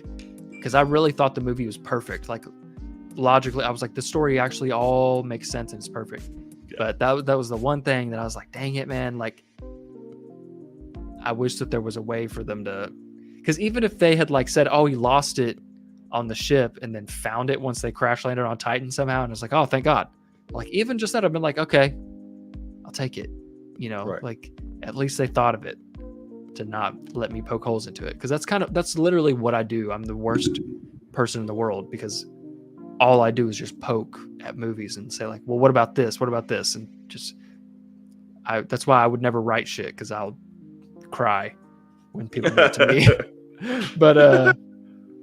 but you know how it is. So yeah, right. But golly, Infinity War is so fucking good, man. Yeah, it's and don't I will forever say I fucking hate the title of Avengers Endgame. Like, should have been Infinity War Part 1, Part 2. 110% for me. I hate it. I don't mind it at all. Endgame wasn't even a fucking word, really, until Strange said it in Infinity War, and it was like kind of a throwaway, like, oh shit. It was the plan, man. Ever since Ultron. There's Endgame, man. I remember first watch of Endgame when all of them start running at each other after Avengers Assemble. And I was like, this is literally the war for the Infinity Stones. Like, this is a war. And I remember saying, like, this is an Infinity War. And I was like, why the fuck? Like, I was hoping it would end and then, like, change the name. It's an Infinity War to the Endgame. You're trying. It's not going well, but you're trying. Listen, it all makes sense, Daemon. I don't know. It's just Infinity War is just so good. We'll never have movies like those again. I don't know, because they were those the first. Two movies, I'm right sorry. There? Yeah. You just won't. And I love that they're so drastically different. Mm-hmm. And to me, I love Endgame better, just because it focuses more on the story aspect of these characters. Correct. And the aftermath. And I absolutely development. Love that. Yeah. Yeah. Where Infinity War is just the minute that credit starts, let's go. Let's action, get us there. And the story came from Thanos. But Endgame was like, you're going to sit in this. That's exactly. Why it's fucking 3 hours, bitch. You're sitting in this. Yeah. And you're going to see how these heroes are fucking broke. I know. I love how it is 3 hours, 3 acts, and that first hour is morning. Yeah. And second hour starts, and it says fucking New York 2012. And you're like, holy shit, here we fucking go. Like, We're hopeful again. We've got a plan. We're executing said plan. And goddamn, I still, the amount of people, whenever someone fucking tells me, don't even get me started, when people are like, Cap's selfish, like he shouldn't have done that when he leaves at the end and like goes and gets old with Peggy. I'm like, nah. I'm like, you don't know that character, huh, buddy? I'm like, fuck all of y'all. I'm like, he's done nothing but sacrifice his whole time. I'm like, the whole point is that him and Tony are swapping places, where Tony makes a sacrifice play, lays down on the wire, and he makes that play, and Cap is like, you know what, I've done enough. I'm gonna go live my life now. And it is unfucking believable. It really is. Love it to death. Is. Like I said, it pays so much tribute just to them as characters and their relationship with each other throughout the entire fucking, like it was a love-hate relationship, but they've learned so much from each other. Like, yeah, exactly. They took over traits. Like, as you say, literally, it's like, well, shit, maybe this other person had it right. Maybe it had a point. After Civil War, too, you got to remember, they didn't even, see each other for years. Yep. And then you get the beginning of Endgame, and they have to kind of get, they got to realize some things with each other. It's fucking dope, man. So good. It's like, oh yeah, I still fucking hate your ass. Yeah. Where were you, motherfucker? It's like, right. We're supposed to be together. We lost. you weren't there. I was like, oh Yeah. shit, liar. Whatever he says. No trusting options, no liar. I was like, oh fuck, my emotions. Yeah. Take this and you hide. I was like, oh fuck, Tony. Yeah, it was so good. It's good as fuck. So good. Yeah. I love it to death. I'm gonna watch those movies now. I'm just No, go watch House of the Dragon. It's okay. Golly. 3 hour one end game is just all the episodes are out. One movie is all 3 episodes. You're kind of there. You go. Let's do it. Yeah, and what's really fun, I'm talking it up. It's nowhere near as good as what you're thinking, like what I'm sounding like it is. But I think that you would enjoy the world, like I do. So, and maybe you don't. Maybe it's too close to something like Lord of the Rings, and you'll hate it. But nothing can be that shit. I don't know. Okay. At least won't fall asleep. At least go peep the new DBZ movie, bro. I'm so behind on Dragon Ball. I don't even know if I know what the fuck is going on at this point. Yeah. Like I've seen clips. I'm like, who the fuck are these people? What? Like I don't. It's a lot. I know shit that happens, but I don't know. We'll fucking see. Does anything come out this weekend? I don't think so. I don't think so either. I wish Top Gun was in IMAX. It was for me. Oh, it was in IMAX for you. Yep. Oh, that's fucking awesome, man. Oh yeah, that's the only reason I went. I wasn't going if it wasn't. What? What? And I remember I posted on Twitter that theater pack sold out. Nuh-uh. Yeah. That's fucking awesome, man. I love it. Love it. Remember, I think it might still be on my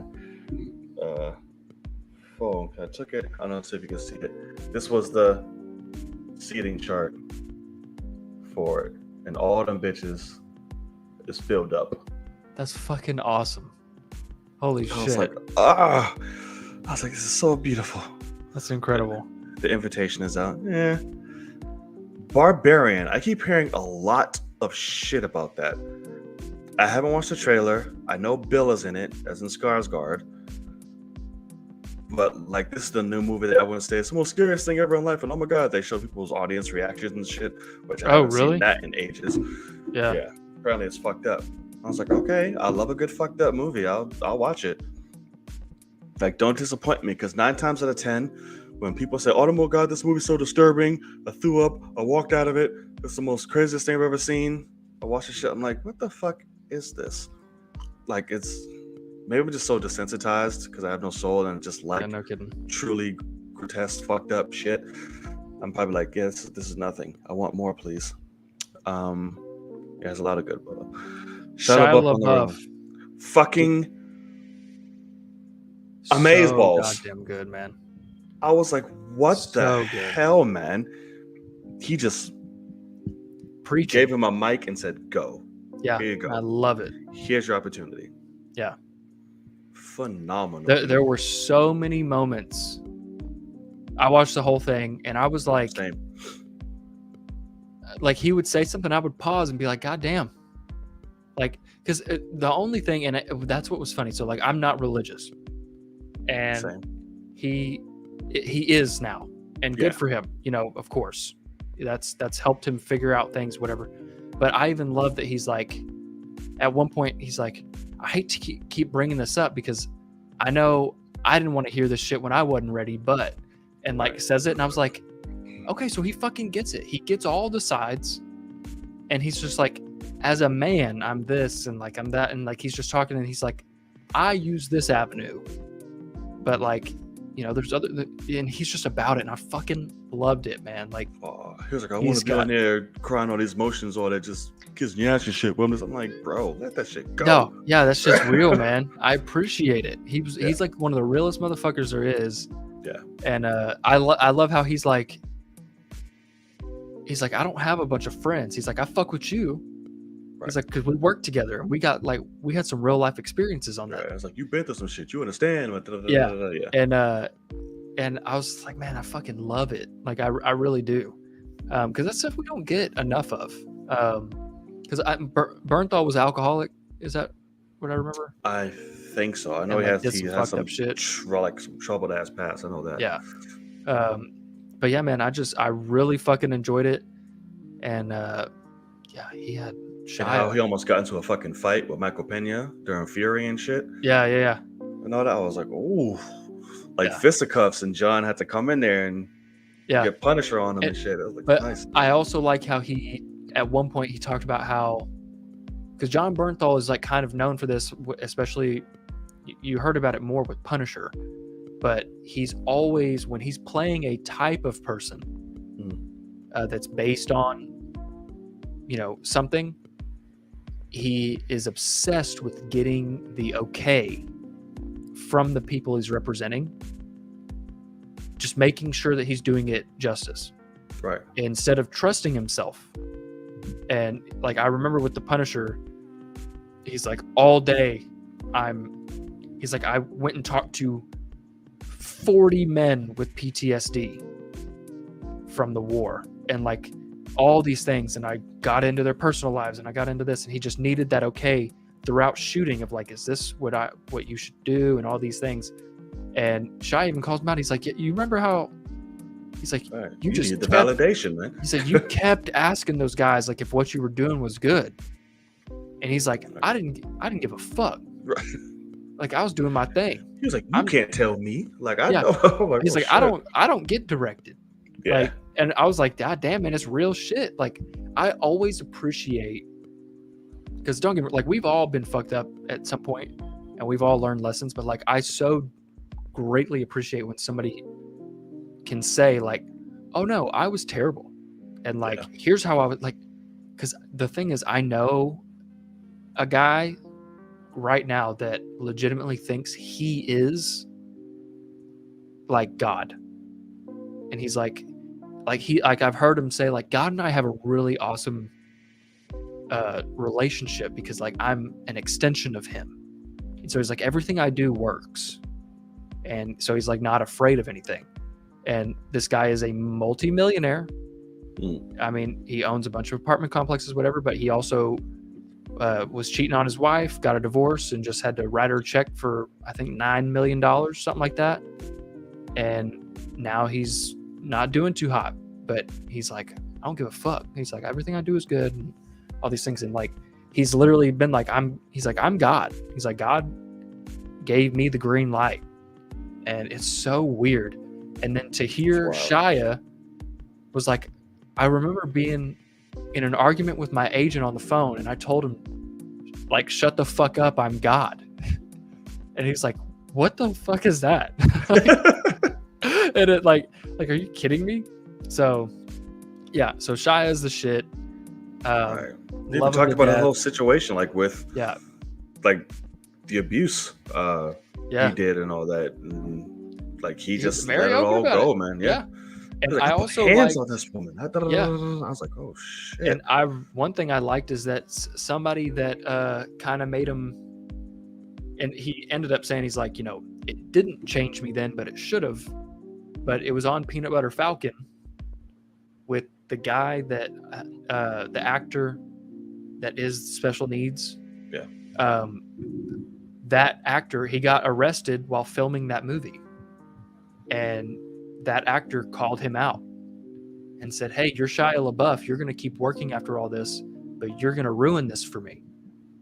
And it's like, I had to kind of look at myself in the mirror and, you know, ask myself, like, I think he said, like, I should ask myself if I should change. And he's like, I didn't. I should have, but I didn't. But, you know, he called me out and I appreciated that, you know, and all those things. So it's pretty legit. That's a damn good interview. Because Bernthal doesn't say much. No, he just lets them talk. He just go. Like, he'll jump in, like, it's like, hey, stop doing that shit. Like, keep doing you. Like, he'll randomly just, like, the thing he asks the toughest fucking questions, because that's when he's like, okay, hold on. He's like, so how did that feel? Yeah. And he's like, I don't fucking know. Like, like that's like, immediately he's like, it hurt. Right. It's like, all right, don't ask me that. Because it's two people with wild pasts who completely get and understand each other, and who let those walls down on Fury, which enabled them to, like, be able to do all this, like have this type of conversation. Yeah. Oh yeah. And just like we said, how Shia is now, he's just like, bro, I'm just speaking like I'm nowhere near fucking perfect. Like I'm not even like I still have ways to go. But where I'm at now versus where I was is just vastly kind of different, man. I'm still trying to figure out what it is to be a man and all this good shit. I was like, holy shit, dude. And I had so much respect for that. What Kenya just said when he said the AA thing over Zoom, nobody showed up for 2 fucking months, and then his girl shows up. Fucking Mia Goth pops up. Hey, Shia. I was like, whoa. And like, she was just like trying to be there for him. Like he had fucked her over 1 million times, and she showed up. Which I did not know Mia Goth was his wife. Did not. Yeah, no, me either. Me either. I was like, oh shit. Okay. But yeah, I fucking loved hearing them talk. Yeah. Yeah, it was just some real shit, man. Like, I don't know. That's the kind of stuff I usually like, is when somebody can break their walls down and just kind of be real about certain things. Yeah. Because that was fucking awesome. I loved it. It was, and I've seen he had a podcast, through the internet, like little clips and whatever. Yeah. But I never sat down and watched. Shia's was the one I was like, yeah, I need to see this. Right. Especially when he came out with the whole Honey Boy shit, I was like, what? I was like, okay, I need to see what the fuck is going on. Because it's fucking great. Another thing that he talked about, how he's like, I might not work for 10, 15 years. He's like, my career might be ruined. He's like, but I look at somebody like Mel Gibson who fucked up. And it's like, God damn, man, you're just calling out Mel for the racist comments and shit. That's when I met Mel. I was like, oh, where are we going with this? Yeah. And he's like, but Mel can work now, He's like, people, accept that he's grown and, whatever. And he's like, maybe I never work again, but he's like, maybe I do. And it'd be cool. Right. Then boom. Good. Fucking Francis Ford Coppola. Yeah, no, exactly. I was like, I think you're good, bud. I think we're in the beginning path of, figuring that out. I mentioned he did that, and how fucking Josh Brolin helps him out a lot, and Sean Penn, and like all people who had been through some shit, fuck ups.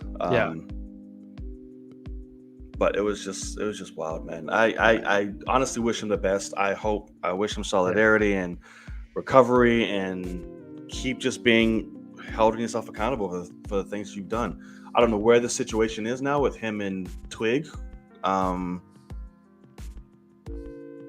what kind of solution that had. I don't know. But I'm sure he's on the path to finding it, and trying to do what he can and for himself, but just in general, because you love to see it. It doesn't justify anything he's done by people wanting to root for, or him taking the actions and steps necessary to better the situation. It doesn't justify anything. It's an acknowledgement. You take it from there. Unless you're like fucking diddling kids or doing some type of crazy shit, you can forgive people and like shit that they do, mistakes. Absolutely. We'll see, man. He's got his movie now. We'll see where it goes from there. We shall see. All right, let's take a few more minutes. See if you guys have anything else you want to talk about. If there's anything we left in the chat, honk for Jesus. That's funny. Let's see. It's superhero films, the type of role, age. Usually it don't matter as long as they don't look old.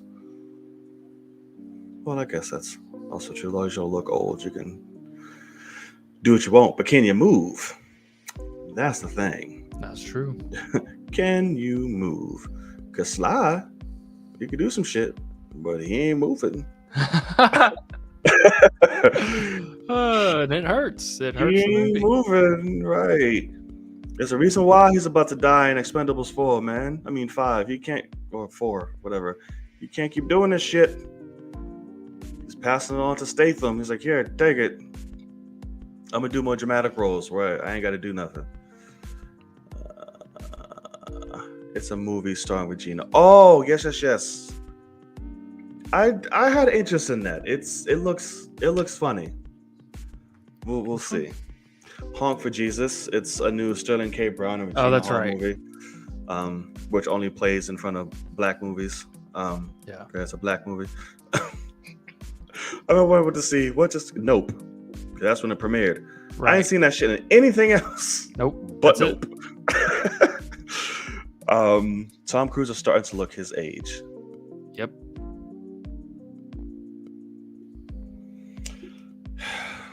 He's looking it in that Mission Impossible teaser, man. I keep watching it. I don't think he does. There's one shot he does, and I also think it's the haircut that they give him. Yeah. Because one shot in that trailer, I'm like, oh yeah, I see it. But most of the majority, I'm like, this fucker still looks great. Like he just looks Tom. But then he still looks great, but yeah, well, in terms of age, because like when you first see him in that trailer, I was like, he looks fucking great. Fucking don't see incredible. The age. Yeah, correct. Right. And then that one thing where he's with, what's her name, leaning on like the. And he looks like a grandfather. And I was like, yeah, he's got old man neck. But I blame the haircut. I blame it because they cut it really low in this one, like really fucking low. Yeah. So this does all of it. I don't know. He is looking at a little bit in the. Did they play the little clip thing before Top Gun again, where he's like, "Thanks for coming and seeing this in the theater"? Are they still playing that? No. Okay, but no. In that thing, he kind of looks his age there, where he's like, "Thank you so much for coming," and this was meant to be seen on theater. Which that does remind me. So, there's a song called "Rooster" by Alice in Chains. I don't know if you, off the top of your head, know it, but it's an old rock song, and but you've heard it. But it was funny because my cousin, who's obsessed with Top Gun Maverick, most definitely obsessed with Rooster, he got the exact glasses that Miles Teller wore, which are like $150 glasses or something. And he was like, he asked for his birthday or something. That, or he like bought them for his own money, like with his own money. He's like, I got to get the exact ones because he grew out a mustache and shit because he's in college, doesn't give a fuck. And but I was like, this was a couple weeks ago, but that song came on Spotify, just started playing. And the song's fucking badass. Like, it's just, it literally is just talking about, like, basically saying, like, I'm never going to die. And it's just like a badass song. And I sent him a screenshot of it. And I was like, hey, if the rumors are possible that they want to do a Rooster spinoff, I was like, it turns me off until I realize that this song will be in the trailer and in the movie, and I'm sold. And he was like, I don't know that song. And so he listened to it, and he texted me like a couple days later and was like, I can't stop listening to that fucking song. He's like, it's so good. And like, oh man, it is so Rooster, Alice in Chains, just picture it with Miles Teller in a fucking jet with his helmet on, just like mean looking straight through, like determined. And it's fucking dirty, man. Like, man, I don't know if I want a Rooster. I don't want it either, but if I'm gonna get it, as long as they get the licensing for that song, it's gonna be all right. You're down. Okay. Yeah. Okay. Yeah, I don't know. Well, I mean, it could work maybe if like Tom Cruise produces it, they have the whole team produce it, and then just do whatever. Well, they need to do the same director too. I mean, bring everybody back that you did, just not Tom, as like on screen. And why? I don't. What the fuck else is he doing? Because I just don't want the spinoff. I don't want them all to come back and do it. I don't know. It's weird. I just think, like Kenny said, just let it be. Let it be great on its own. I don't need any more spinoff stuff. No, I mean, you're completely right. If I got the choice, I would not do one. But like, if they were gonna do it, I would hope that it would be all the people that made the first one, this one's successful. Of course. I would just want him to spend his time, the director, to do something else. Then that greatness is something else. Gotcha. Than this. Which I don't know if he's working on anything else, but I'm sure his phone is fucking No, rigging. He's working on whatever the fuck has been on in a closet for 10 years that he's been wanting to make. Oh, okay. I'm just making I'm just saying. Oh, gotcha. As soon as you make something big like that, a big studio movie, they're like, "Hey, what's your passion project? Let's go ahead and make it because you already made us this much money over here." That's true. And he's like, "Oh, I've got this stop motion thing about cats," and they're like, "Fuck, all right, fine, give it to him. Just give him whatever he wants. Just sign him for a fucking spinoff for Rooster. God damn it, go ahead." And it's like, man, and I realized only 2 movies had made me show emotion this year. But that fucking movie, the end of that movie gets me every which part? Fucking time, man. Huh? Which part? When they land safely and everyone's just around each other, just happy, and they play the music and like, "Thank you for saving my life," and all, like everyone's looking at each other. And it's like, I just, what the fuck? Like, good, I feel so much right now. Yeah, but that and Everything Everywhere, the 2 movies that brought tears to my eyeballs this year, because I'm not a crier. Like, you have to hit me. Like, I'll feel, I'm like, oh shit, but like cry, it's probably, I think that rounds out, like, on my hand in my entire life of existence, about movies that made me cry. Yeah. And I think those are it. So there's Endgame. I cried on that, like high key bitch levels of cry. From which part of that? Oh, Tony's death. Tony dying? All the way. Let's see. What was it? Oh, 7 pounds I cried. I was younger. And that was the first time I really seen Will Smith die in a movie. Let's see. Always cry. I cried once, motherfucker, for Black Panther, that you've seen me. And that's obvious. Yeah. Yeah. Endgame, 7 pounds. Oh shit, was that actually fucking it? Yeah, no, I'm trying to think of what. Like, I don't think I've ever cried, like legitimately cried from a movie, but like I've gotten like emotional, but not like legit, like multiple tears. I've never had it. Oh yeah, fucking. Okay, how can I put this? So it's level of like emotion, where like, okay, watery, and like a tear may fall, maybe 2, but like crying. That's what you're listing off right now. No, I'm like crying. It's only been Endgame. Endgame was the only one that had me like fucking like, oh my god, like ugly face, snot, lump in the throat, like full fences, screaming, all of it. Was Endgame. Obviously the Black Panther trailer, but that's not a movie. Right. And the rest have been like, you get some tears, or like, holy fuck, this hit me. Yeah, that's it. Kendra's a fucking asshole.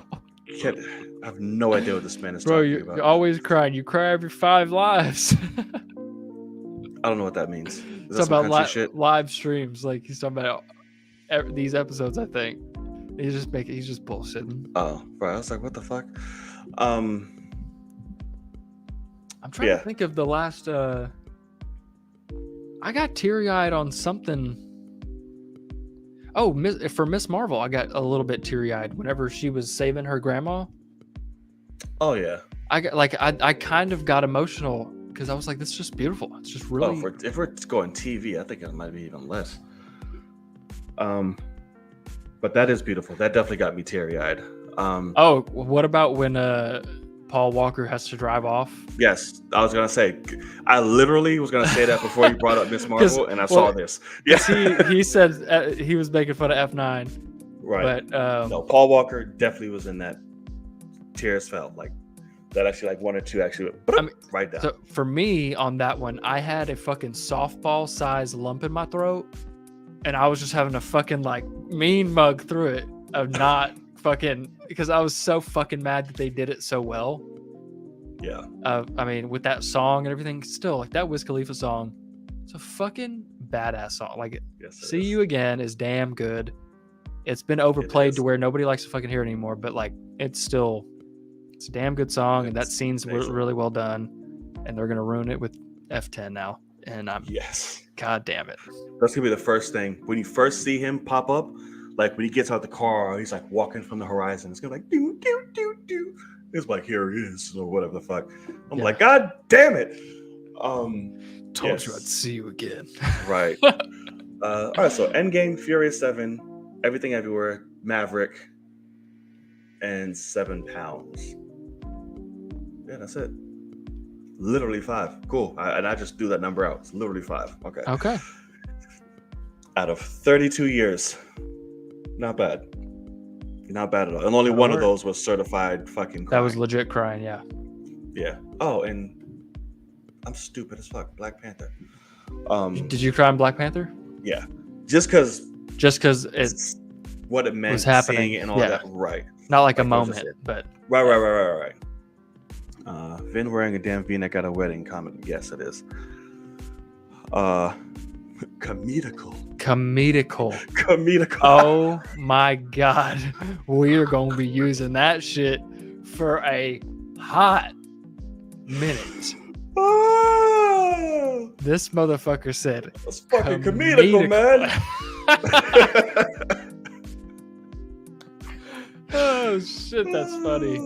Thank you for that, Kenya. Thank you. Tell you what so else much. is comedical is your fucking spell check.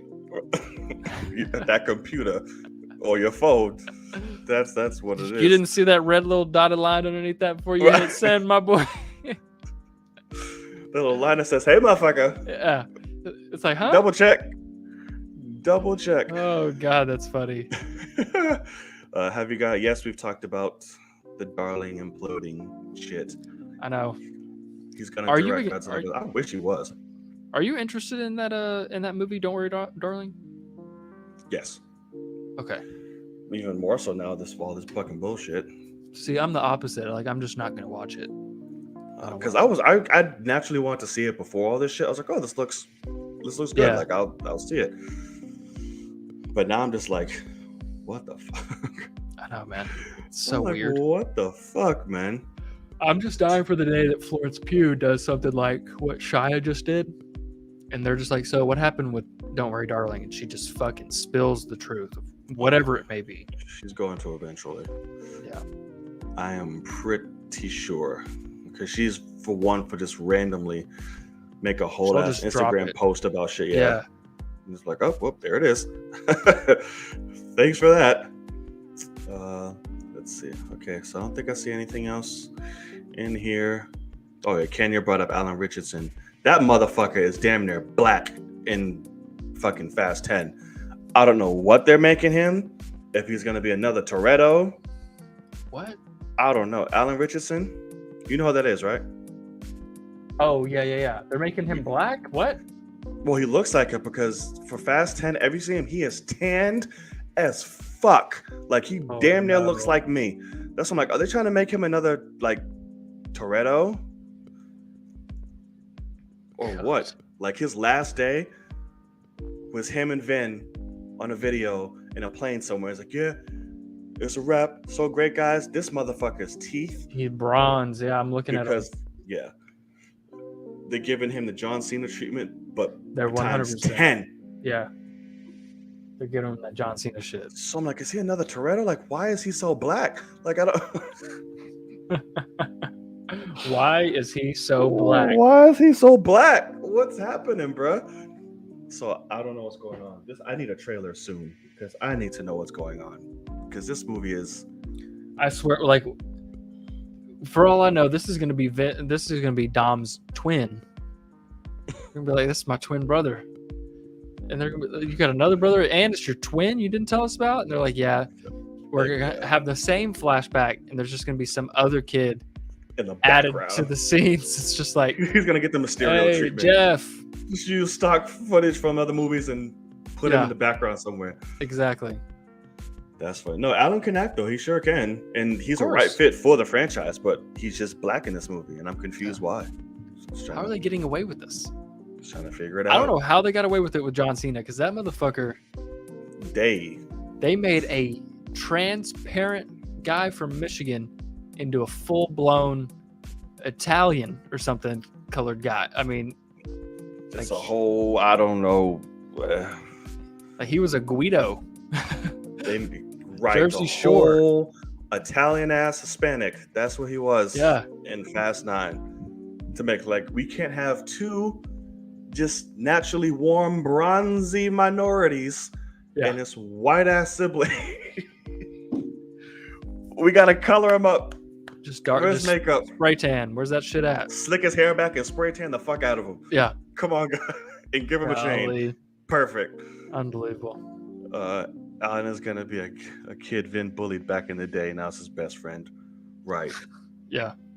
Apparently he's been around since Fast 1, and we just never knew he was some side-ass character that they'll bring. He was in the last car in that first race, and they just never cut to him because he just sucked. He was on the cutting room floor, you know. Yeah. He was a guy walking across the street with Coronas. Yeah. He's like, somebody yelled his name in the party. Luda, can I get in on this next race? And Luda's like, get the fuck out of here, bitch. Right. Hey, Tash, what on me? Fuck out of here. Type shit. Oh my god. Come back in 15 years, my boy. Right. Come back in 10. We got you. Come back in 10. 10 years and 70 pounds of muscle. Right. And I'll see you. And $1 billion+ more. We got you. Yeah, come on in. No worries. That's funny. Let's see.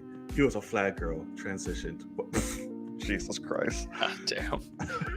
Should look good then. Jesus Shit Christ. works. Right. I need Those to get on doctors whatever are they got. amazing. Right. Good job. If that's the case. Well, that's right. And fucking Ratcatcher's in that bitch too. Wonder who the hell she's playing. Jesus. Cousin. We will see. Probably. Odds are high. Or Jason Momoa's right hand. That's what I'm kind of feeling. Maybe she's a right hand to Jason. Another one for Letty to fight. Yeah, exactly. They got to have a villain for the women to fight. Oh, yeah, absolutely. Because there's no MMA fighter in this one that Letty can go toe-to-toe with. It's true. Not that we know of. I don't think. That's right. Not that we know of. Yeah. Fast 1 and 2 is worth watching. No, it is not. 2 is fucking ass. 3 is Ejecto also ass. cuz We is so hungry. fucking. Oh my god. We He's so hungry. food. We hungry. We hungry. God And you know he gonna come back. He's gonna come back in fucking 10. Cole Hauser, fucking, he's coming back in 10 because he's You remember only what been you arrested. Right? Yeah. You remember what God you damn. did to me? Oh my god. He's gonna come back. I You will wrecked be my the boat. first person to admit, I don't know what year the second Fast and Furious came out, but I was a kid and Ejecto Cuz was probably the most hype I had been watching a movie at that point in time. Like it was off a year. It's always a fucking year. 2003. And I said 2004. So I was 8, and Ejecto Cuz is fucking awesome. Because also Tyrese got his mouth. He could fit my whole head in his mouth. He could. In that movie when he says that, because he's just smiling so goddamn big.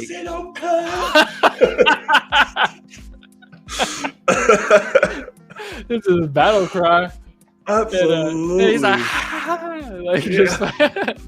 Yeah! I'm like, goddamn, close your mouth, man. That's true too with the Paul Walker. What's up, cuz? Don't you worry about it, cuz, or whatever. What he said? I said, we'll talk about him, cuz. I was like, what? He does a squinty ass swerve walk. Yeah. Talk about him, cuz. I was like, oh.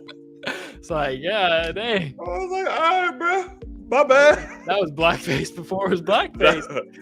I mean, they just literally said, hey, act black. And he was like, they did. The editor was just like, we're going to just turn this up a little bit. This is too dark. I don't think they'll like this. And Louis Leterrier, they got to direct F10.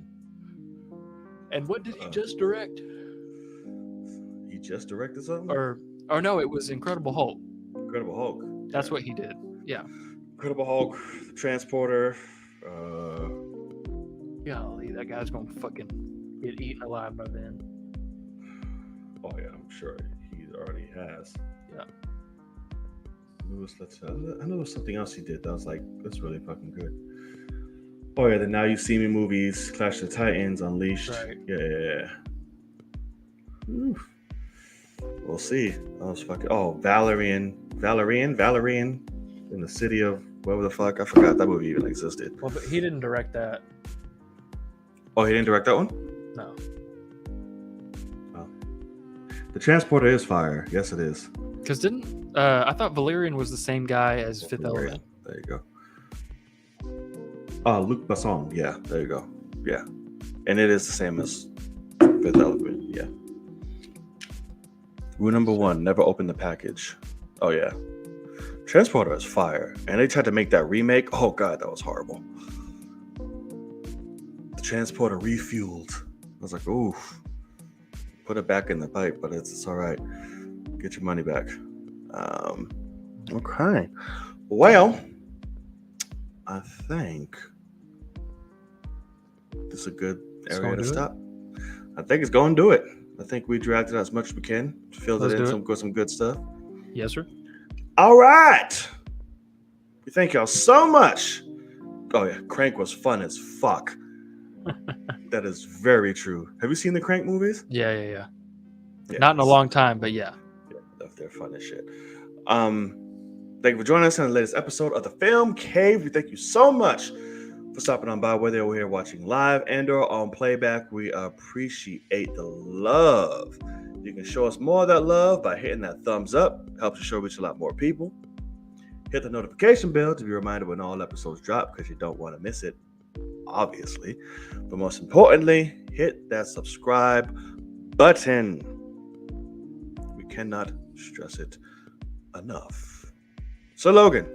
Yes, sir. What you got going on, and where can the people find you? You can find me right here. Logan_Swish on the Twitters.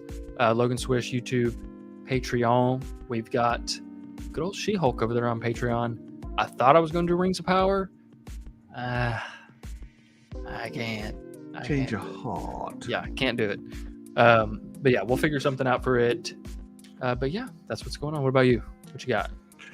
So, of course, you can find his link in my description. So go show him that love. Right up top, please go follow all forms of social media.